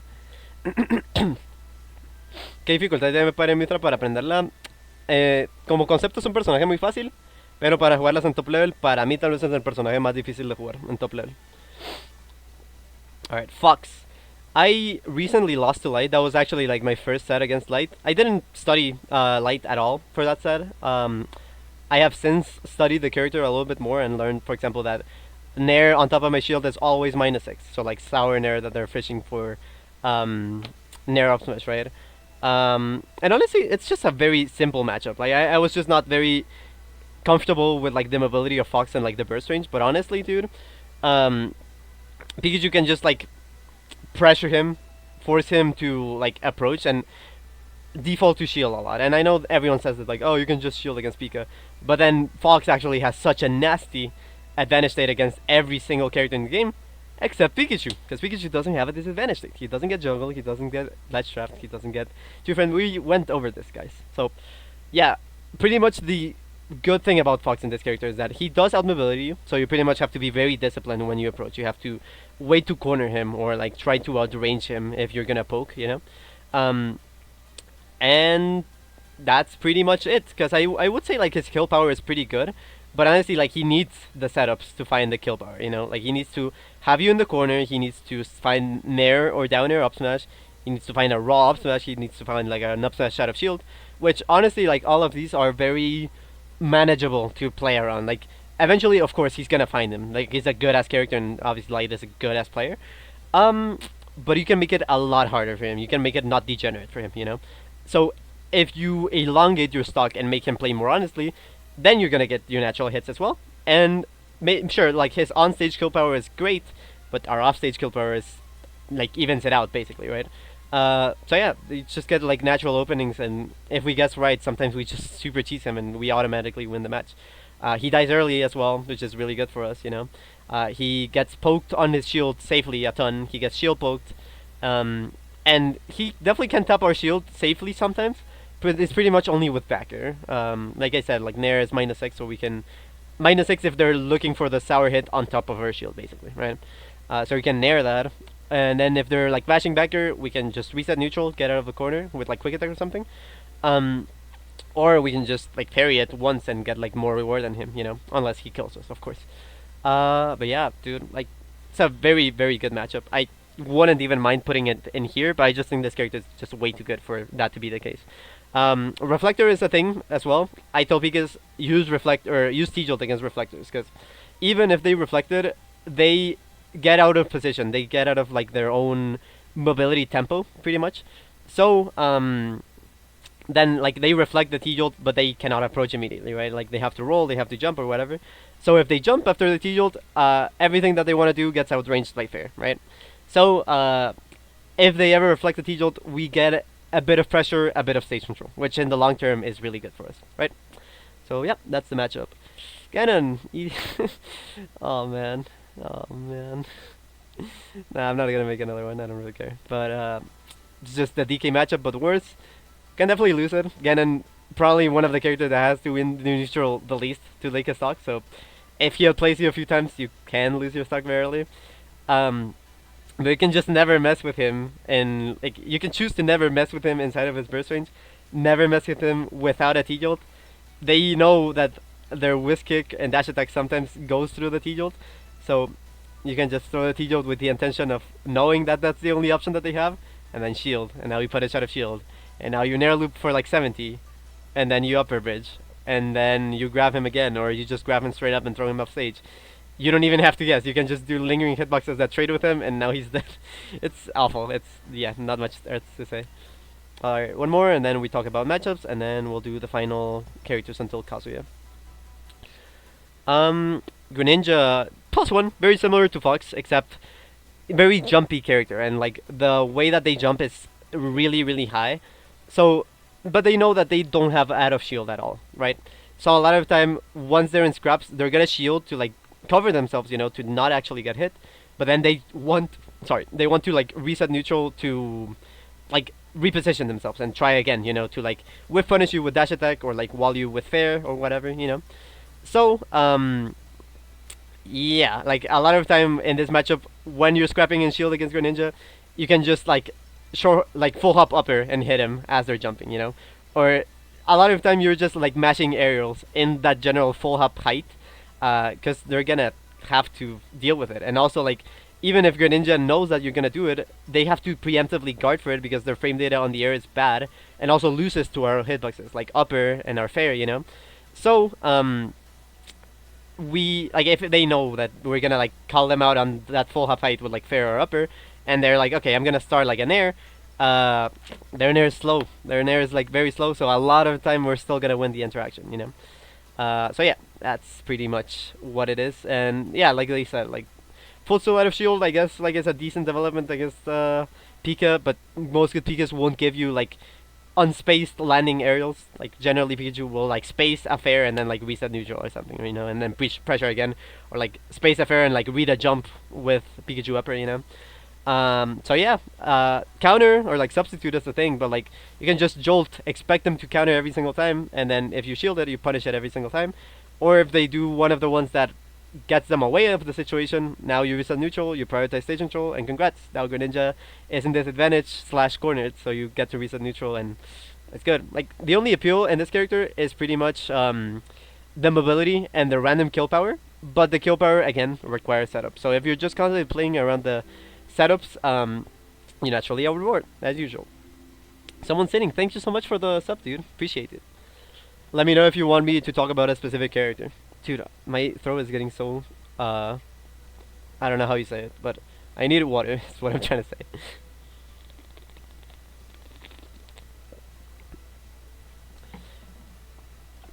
I'm just here for the ride. I'm probably gonna end up ending stream in like 20 minutes or something though, because this is much longer than I thought. But yeah, I'm gonna do it in like multiple parts though. Probably like next stream is gonna be the last part. I'm gonna like I know how I want to do it now. I don't have to troubleshoot. I don't have to nothing. You know. Short answer: it's super effective. Pretty much. What's up, Evolution? Hope you're doing good, man. I love your videos, by the way. Like I know it's mostly like Greninja specific, but your videos are very informative, and also the things you upload to Twitter. I've actually watched some of the Bayo things that you did for my studying against Lima at Coinbox. So props on that, dude. That's the type of content that I like to see, but barely anyone does. That's the type of content I want to make, actually. Alright. Hero. This matchup definitely is +1. I used to think it was better, but this character is literally God, dude. This character is, basically, it's just the kill power that is really crazy, dude. Like, the kill power plus, Psych Up is just, dude, so annoying. And also, like, balance, right? Like, fortunately for Pikachu, like, we are the type of character that can definitely, like, pressure burst range against him constantly. And, like, the only good things that he has, when scrapping against Pikachu is, like, the up B out of shield, which you pretty much just bait every single time.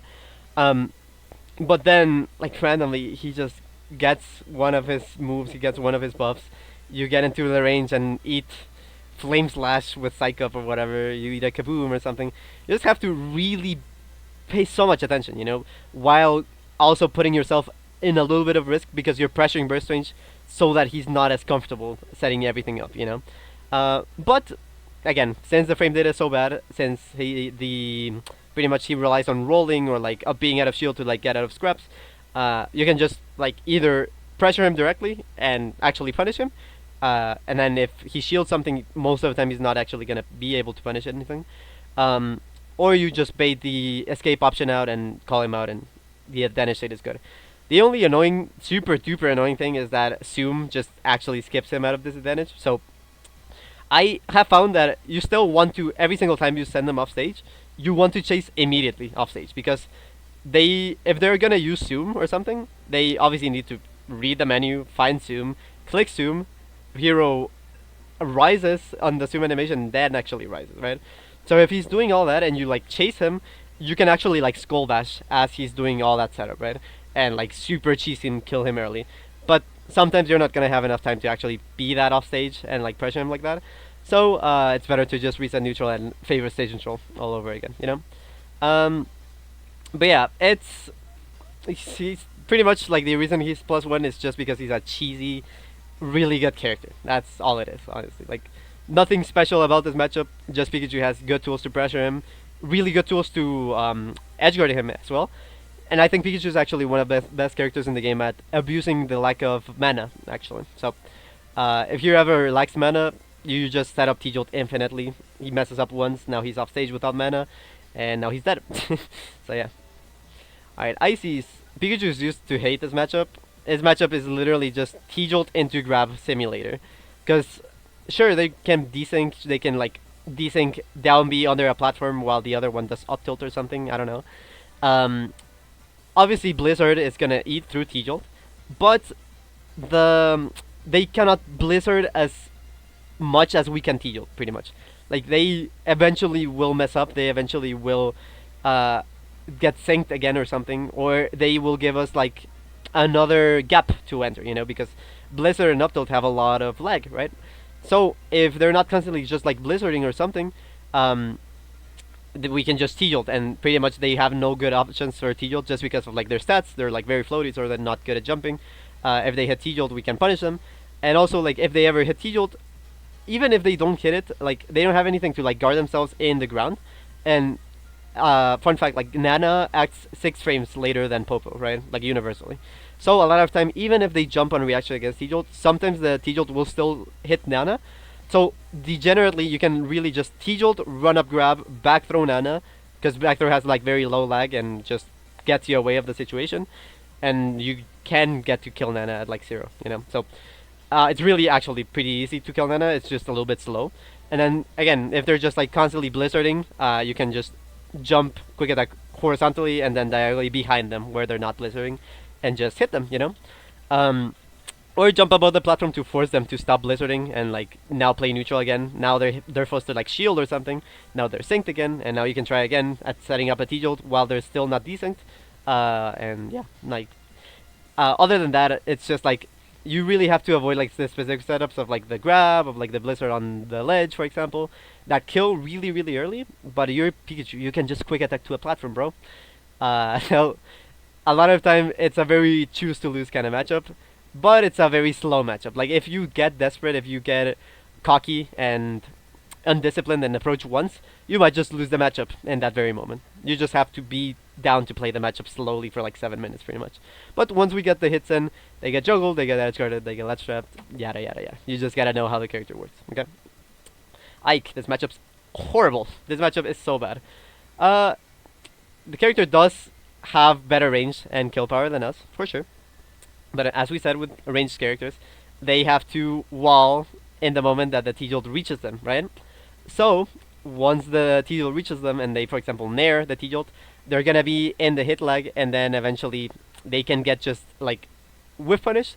And sure, like sometimes you might not get the biggest reward, like it's gonna be a whiff punish dash attack for 13%, but even just that, dude, even just that sending him off stage makes them charge side B, for example, at like mid percent. And if they're charging side B, coincidentally, T-Jolt and Ike charging side B while falling have the same falling speed actually. So you can just sync the T-Jolt to like fall while Ike is charging the side B, and then it will hit him every single time, and it will always combo into fair or down air. So if it's down air, he just dies, and if it's fair, you just rinse repeat the edge guard. It's so brain dead, dude. It's actually so brain dead. And I think the Pikas that don't like this matchup is because they don't know how to do that edge guard. But dude, trust me, like if you know how to do that edge guard, you just cheese them at 20. It's so bad. Back throw them, you do the T-Jolt edge guard. If they want to be like smarter, I guess, and then not charge the side B, you can just double jump fair once. Now they're off stage without a double jump, and very simple matchup, very good matchup. Incineroar plus 1.5. Like pretty much the only thing that Incineroar has is revenge, and also the fact that his up B armor does punish the multi-hits of Pikachu's aerials. But again, you can just not do degenerate aerials, aka like space your fair, for example, and then instead of like doing back air, run up back air, which the risk reward is amazing at 0%, so you probably should do it, because you send them off stage and you might cheese them at 0. But otherwise, you can just like run up down to pressure his shield safely.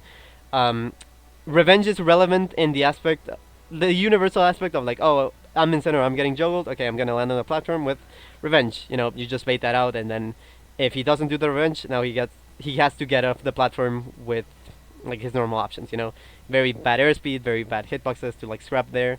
Up air beats his nair, for example, so it's fine. But then the relevant aspect of revenge here is T-Jolt, right? But if you practice enough against the Incineroar, you can pretty much just... I wouldn't advise doing it at low percent, honestly, unless... Maybe at 0%, actually. Like, you can do T-Jolt, and the hitbox on revenge is so small that you can just be out of the range, wait for the revenge to happen, like the explosion thing, I guess, and then just true whiff punish with dash attack, forward smash, which is important at kill percent, or more importantly at low percent, run up grab. And then run up grab gets you nair loops into 60, into off stage, into death, you know. And then same at kill percent. If you're ever fighting an Incineroar at, I don't know, he's at 170, because he's heavy, right? He's gonna live to those high percents from time to time. Don't be afraid to throw at a T-Jolt. Like, if he decides to do normal counterplay, he's super slow, so he's gonna probably get punished or like give up stage control.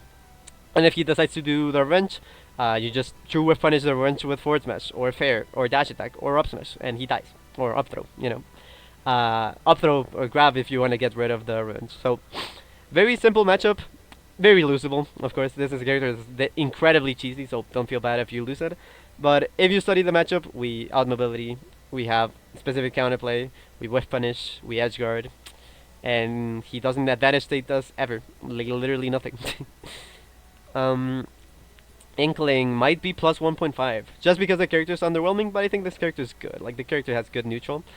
Dude, it's literally Cloud if he was, because like I would argue that edgeguarding Inkling is about as hard as edgeguarding Cloud. I'm not even gonna cap.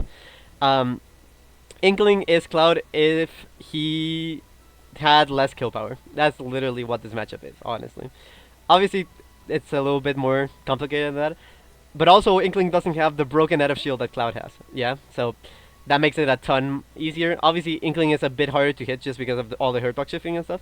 But namely, importantly, I think Booyah only has like a 1% window against Pikachu. So he relies on a lot of stray hits to actually kill Pikachu, or just backering me at like 190 or something, you know. Two framing down tilt is relevant in theory, but we can just go under the stage every single time. But yeah, it's just like worst Cloud in the matchup, right? Alright, Isabelle. I played this recently against Twitchy, the Isabelle, which I think is probably like the only relevant American Isabelle at the moment. Sorry if I'm forgetting anyone. I know Neri still plays from Mexico. I know there's the European. I forgot their tag. The European Isabelle. Whatever. But, granted, what I'm trying to say is I don't have much experience in this matchup, but it just feels very easy because Pocket is fake counterplay to T-Jolt. Like, they just pocket it and then they get punished immediately. Or they pocket and use it again. They just need to, like, stop what they're doing, basically, to pocket T-Jolt. And if they're stopping what they're doing, I get to, like, get close because I'm really fast. And now I can pressure them with, like, Fair, which is safe on their shield. Everything is safe on shield, pretty much. Their frame data is actually pretty good, especially, like, Nair. But again, Nair is one of those moves that has to be done perfectly for it to be safe on shield. So I can just parry it time once, and then, like, I get so much damage, I get advantage state. Isabelle gets advantage state, gets juggled, gets edge guarded really hard by Pikachu, actually. Most characters cannot edge guard as well against these characters because they can go under the stage or they can stall or whatever. Pikachu just chases them, or like, he literally can just like throw a T-Jolt to break one of the balloons, and now Isabelle rising with just one balloon is actually so awful for them. Same for side B, and if they go under the stage and you see that, you can chase them with side B. For example, imagine, I don't know, like Battlefield, right? You chase them with side B, they tech the ceiling with the side B, right? They up B again, you upper again, and then if they don't tech, obviously if they tech, they up B again, and I think by that time they're gonna have even less fuel. But even then, you can still quick attack, get to ledge first, and then drag them down and just rinse and repeat, or spike them straight up, you know? So, the main strength that this character had in this matchup before was two framing was so consistent with Rod against quick attack, but nowadays, dude, we just go under the stage every single time. So, if you don't let them get the fishing rod thing, or the down B, which down B gets killed with like 4 tilt, dash attack, down tilt, and there's a lot of like counterplay, like running up and shielding, running up and spot dodging, landing and then shielding. Like, it doesn't activate it immediately. So if you know all this, a lot of their like zoning set play is kind of fake, you know. I think the character is still a little bit underrated, but she just doesn't have the tools to fight Pikachu well. Main thing why she's not plus 1.5 is pretty much only the kill power. The kill power on this character is actually pretty crazy. I'm not opposed to putting it in plus 1.5 actually, but I just think they have a solid amount of tools and frame data to fight Pikachu, and eventually, like, if they get the reads, they can cheese Pikachu really well. Alright, let's read the comments real quick. The character is really scary according to the players. Which one, man? Hero plus 1, his side B? Well, side B is one of the things that they rely on the most, so you can just, like, play around it pretty much all the time, right? And then, like, T-Jolt, pressure him, and then if he wants to, like, trade with his side B with your T-Jolt, you just shield it, and you get a little bit of chip damage, and you waste a little bit of mana, and then you do it again, and again, and again, and again. Like, the strong parts about Hero is that he needs to use mana a lot, and because of Pikachu's speed, he forces Hero to either scrap normally, which is really bad for him, right? Or to use his spells, and Pikachu, namely, is really good at dealing with, like, getting out of the pressure of the spells, you know, or like stalling out the buffs, for example. The only incredibly broken universal one is Kaboom, because I know that Kaboom can be plus on shield, and also like they can follow it with Accelerado. Like that's the only thing, right? But you can just jump away, or like quick attack to another platform or something. I can help you with that content. You're always welcome to reach out. Thank you, appreciate it, man. We'll see, we'll see. I honestly think hero is even, plus one is fair. Why do you think it's even? Let me know. Is it just the kill power and stuff? Hola, ay Pikachu, ¿cómo estás? Thank you for putting Isabelle on plus one. I was thinking maybe a little bit worse, but I'm being a little generous. Home Alone 1 or Home Alone 2? I've never seen either, bro, actually. I've just seen the clips and the memes. Yes, oi! Alright, 3 matchups left. Joker. It's plus one. This character is just so good, dude. Like last time I lost to Leo, he told me specifically, and obviously everyone could tell that he studied me like really hard. He specifically told me that, and honestly, I definitely got cocky against him. Like I was looking into the next set, which was gonna be Samba, right? So I didn't study him because I just have like a really good record against Leo. But he made so many small adjustments in the matchup, but namely, pretty much all it was just like mobility and walling, right? Which gets fixed by Pikachu just like being patient and like closing in space before committing, right? Also, I chose, like I literally chose, like it was obviously like not something I was doing to like throw on purpose, but just because I was tilted, I chose not to like stall out or send, which is the biggest strength that, for example, Sonic and Pikachu have in this matchup, right? You can just do that, and this is without talking about like everything that's good about this matchup with Pikachu. Like everything that Pikachu has works on Joker, like Nair loops, bridges, edge guards, juggles, DI mix-ups. It's a tether recovery. Pikachu is one of the best characters in the game at edge guarding tethers. Arsene gets rinse and repeated, and then Arsene gets away, and then we just edgeguard once with the tether. A lot of Joker recoveries are 50-50s between like him going high and him going low with the tether. What else? Pretty much the only way you lose this matchup is if you get cheesed by Arsene. But again, you can just stall out Arsene, so it's really, really, really good. Joker doesn't have good out of shield against Pika. You might say, oh, but Footstool's out of shield, but Pikachu generally will just like pressure with like back air or like auto cancel fair, right? Or like down tilt, which are all safe on the shield. And then Jokers will acknowledge like, oh shit, okay, I'm not gonna be able to pressure this or like punish this out of shield. So they choose to jump, and then Pikachu just like swats the air with no commitment. Like if you see my other recent Joker Leo set or like Omega set also at setup pause, I just did like fair into reverse upper a million times. And how is Joker gonna ever punish that? Like if I'm wrong with that, usually neutral gets reset, and then for him to punish that, he has to like approaching fair or like approaching upper against me, and like sure, if it's Arsene, sure, it's gonna happen, right? But also since he's tall, if I hit his shield once, a lot of time I can just like mash on his shield again, and he gets shield poked, right? So it's just a really, really good matchup. The down B is not really a thing in this matchup. Like, sure, he can absorb it, but it's similar to Incineroar, where he absorbs it. Sure, he will get a little bit of a Ascend, but in return, I will get my full punish, which is dash attack, up smash, forward smash at kill percent, or my grab, which puts him off stage, or it gets me Nair loops, or it gets me bridges, And then same for Arsene counter. It's literally the same thing, right? So yeah, it might be even worse than this, but I just think this character is way too good. So I think just between like Gun and Aha camping, it can be a very slow, I guess like long-term rewarding matchup for Joker. That's the only way I can see them consistently winning if the Pikachu isn't lazy. Puff probably plus 1.5. Like the whole appeal of this character is that they're Air Kazuya. They hit you once off stage as a normal character, and they read you once, and now you're dead because their moves last a long time. But with Pikachu, that's not a thing. Like, maybe if this character had like a spike, because I've played base mage, and like they know that they're gonna go like super low with side B and like recover to the other side, so I don't get two frame, for example. But when they go so low, they cannot hit me for doing side B because they don't have anything that hits below them, right? So a lot of time, I win neutral with T-Jolt. I outrange Puff, which is crazy to say. Pikachu outranging characters, right? With up tilt, with up air, with punishing, and just T-Jolt does so much worse in the matchup. Her stuff on my shield is unsafe. Her only cheesy thing on stage is down air. Works very, very, very consistently against Pikachu, like doing landing down air into Rust. That's one thing you have to worry about. You just literally shield all the time, and then reset neutral, or like get away. And like she's super slow. Like she gets timed out. She gets killed early. She gets zoned. She doesn't get her cheesy kills. If you know how to DI, a lot of her stuff becomes fake. She doesn't get edge guards. She doesn't juggle us.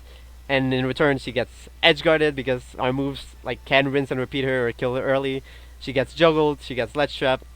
And like any damage, like even 6% from a T-Jolt will be important in the long term.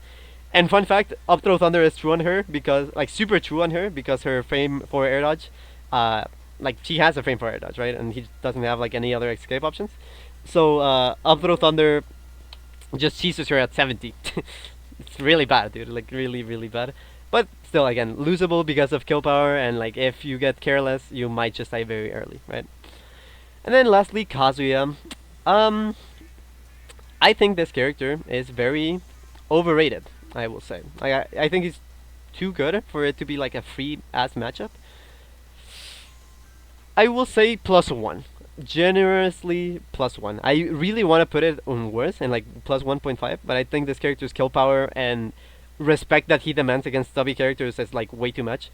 But pretty much like the thing about Kazuya is that obviously like if you guess wrong at one approach, he just invincibilities and kills you at 0. But as far as I know, there are very limited routes to kill Pikachu with like true 0 to deaths, right?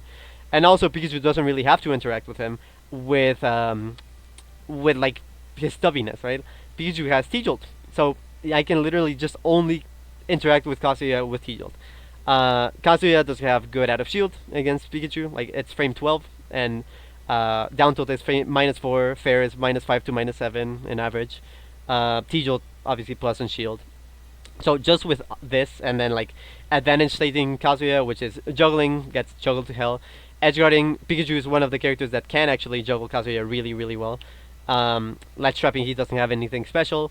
And then he doesn't really have any advantage state against Pikachu. Like, the ledge is fine for Kazuya, but he still has to guess with, like, lingering hitboxes.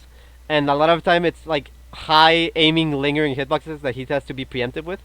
So if I'm just patient on the ledge and mix up my quick attack timings, a lot of the time, like 9 times out of 10, I won't get hit on the ledge, and I just reset neutral, and back to camping, back to poking, back to waiting for like a clean hit, you know? And we out-mobility him, so we have the ability to like get in on his range, pressure him, make him whiff, and then whiff punish over and over and over again. You know? So, yeah, it's tough for him. I really want to put it in +1.5, but this character is very, very good, very overwhelming in terms of his reward, so I don't think I can justify putting him lower than this. So yeah, I think this is gonna be it for today, by the way, guys. Because this is way longer than I thought. I need to do this in a day that I think I'm gonna have more time. I think with 2 more hours of this, I'm probably gonna be done with all this, you know? So, any finishing questions that you guys have, I'm gonna be happy to answer them. But, yeah, I'm not gonna rank any other characters for today, unless someone subs or donates.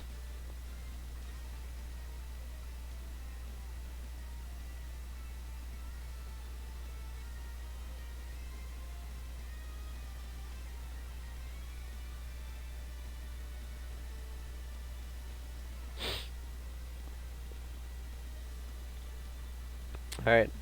Como le pongo subtítulos al Shiny, es que va a ir a YouTube, entonces por eso estaba hablando mucho inglés. Pero vi que mucha gente me estaba diciendo, creo que no lo leí porque estaba muchos comments, pero me estaban diciendo que les gusta mi inglés. Gracias. Me han dicho en particular este año que he mejorado mucho mi inglés. Good night, NSP. Have a good night, man. Take care. Cloud Big Sword too good? It's insane, bro. It's crazy. A lot of routes get dodged by 2-frame air dodge and hurt block shifting. Makes sense, yeah, exactly. From what I've seen, Riddles gets, like, what he's done to me is like a 60% route and then just settles with that, you know? Why is Aegis +1? I think in theory, if the Mithra plays neutral super perfectly and just resets neutral in the moments that they need to, it could possibly be +1 or even. But I think the fact that human error exists and like they really like Mythra has to win neutral like about as many times as Pikachu needs to. Because Pikachu just reversals her once or wins neutral cleaning once, sends her off stage, guesses the right once, and kills her. That's why it's +1, right? And Pyra really is bad in this matchup. Like Pyra has way too much hit lag with T-Jolts, so if she ever hits a T-Jolt, she just gets whiff punished easily. Everything on my shield is unsafe. Every grab that she does puts me in disadvantage, but again, Pikachu doesn't really have a disadvantage, so it doesn't really matter as much as, like, I don't know, grabbing a normal character. So yeah, it's rough for her. Like the main appeal is like having foresight for Mythra, but even then, like if you're out of the foresight range, you don't get foresighted, right? Like I can throw a T-Jolt to force the foresight to happen, stale it for next time, and then just play neutral with another T-Jolt and reset neutral. Like now we're scrapping, and if you scrap against Pikachu and you're wrong, your attacks on shield are gonna be unsafe. So I just reversal you, you know. I will wait patiently for the matchup Pac-Man. I will probably do it next stream. Take care of API. See ya, man. I love you, ShinyMark. I love you too, Shiraragi. Alright. Well, if that's gonna be the stream, I'm gonna save this for now. And I'm just gonna keep this to like have it for next stream, okay? So yeah, just if anyone else wants to donate or sub for me to talk about a character, feel free to do it in like the next 5 minutes, but otherwise I'm gonna finish the stream. I'm actually gonna find someone to raid immediately. It's funny, it's cool that I found the Mii Swordfighter thing today though, because I thought it was tumble only, like moves that put you into tumble and force you to tech. Well, actually it was, never mind. Because it was at higher percent against the Mii Swordfighter. ¿Qué dice Panfleto? ¿Cómo estás?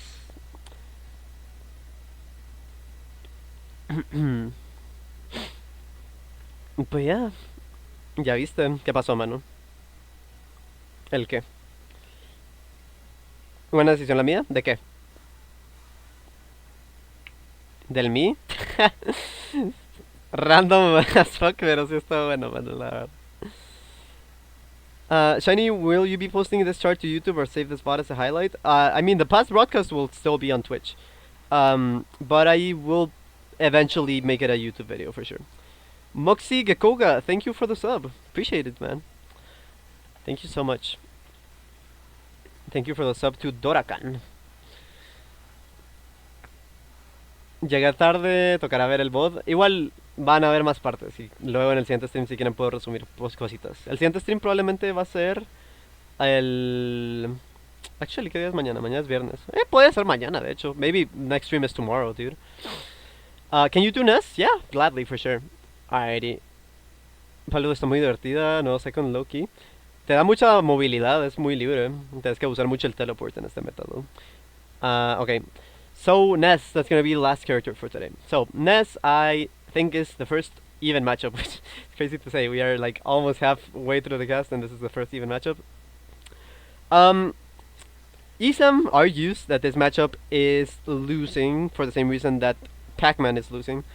It's just the fact that Pikachu has to work harder, okay? But to me, that doesn't really matter at top level. I think if a character has like a layer 1 brain dead game plan that makes the other character have to play differently, but like that's what makes matchups in my opinion. Like if the layer 1 brain dead game plan or even the layer 2 game plan beat the character and the other character cannot adapt, then that's a winning matchup, right? But for Pikachu, the brain dead game plan makes Pikachu have to definitely work a lot harder. It's about the same, for example, than like Dr. Mario. Like Pikachu does beat Dr. Mario, but Pikachu has to work a lot harder in the matchup than Dr. Mario has to. So, but in my opinion, this doesn't matter at top level. This is a top level matchup chart, okay? So, if you are very patient, very disciplined, reset neutral against Ness a ton because you outmobility him. His stuff on shield is punishable. His whiffs on the air are air to airable, aka like whiff punishable in the air, right? He has a lot of gimmicks between like magnet stalling. He has a lot of big reward stuff, but specifically it's pretty much just like the platform PK fires, for example, and just the kill power of Ness. You know, we have like the mobility to just maneuver around everything pretty much, right? So if you constantly do this, then Ness really has to work hard and gives you a lot of natural openings. And even the smallest, most random opening that Pikachu gets, like a small upper, a small up tilt, a small forward tilt, is enough of an advantage state for Ness to possibly take a ton of damage or die. And last time I played Syrup, we played 2 sets. In the morning I 3-0'd him, and I'm pretty sure he like studied me or something, and he definitely played a bit different, a bit more disciplined, and I lost 3-2. But I really only lost 3-2 because I was greedy with some reversals. If I didn't go for the reversal and just stayed for the long-term win condition, which I didn't even choose to time him out, by the way. Like, I definitely could have with a big enough lead. If I did that, I probably got the first stock and just snowballed the first stock, you know? But that's the bad thing about this matchup. If you get greedy or you do a mistake, you die to backer at 80 or something, you know? The advantage state for Ness, he doesn't really juggle us, we just go off stage. He doesn't really edge guard us. He 2-frames us sometimes, but he needs small stages particularly to do this. In bigger stages, we just go under and go to the opposite side. He's too slow to actually reach us like that. And I mean, he ledge traps us sometimes, but he has to guess, and so it's like fine. It's normal, you know. So I think just our advantage state is actually crazy against Ness. We just juggle him for so much damage. We can cheese him so early percent-wise. He has such a hard time getting off of ledge.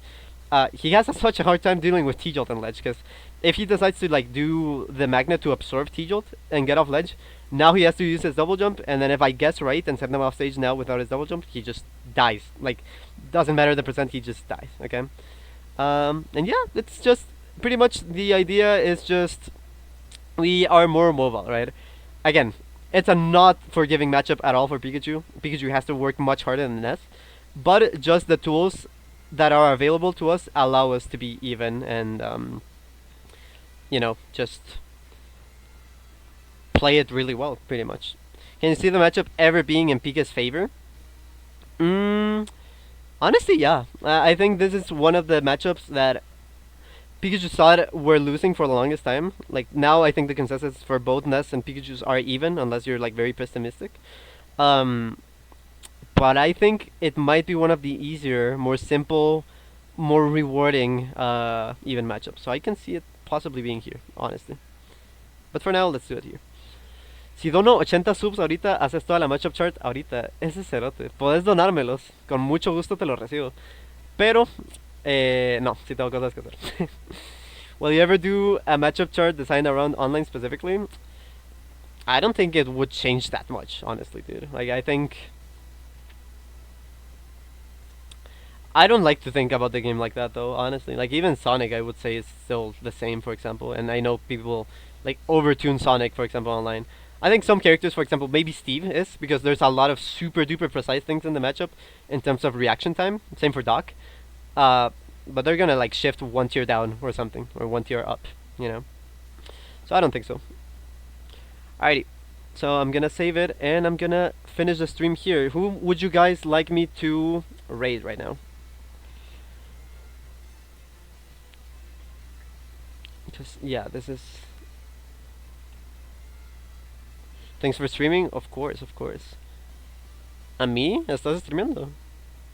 For real, for real.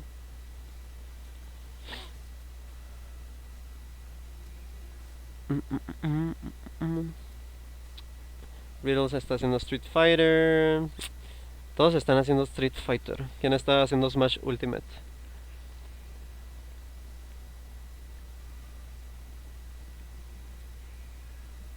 I guess I'll do Chunky Kong.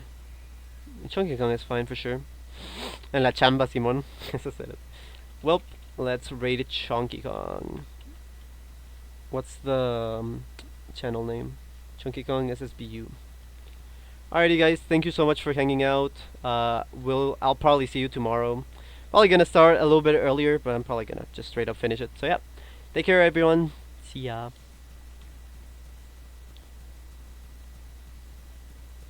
Do, do, do, do, do.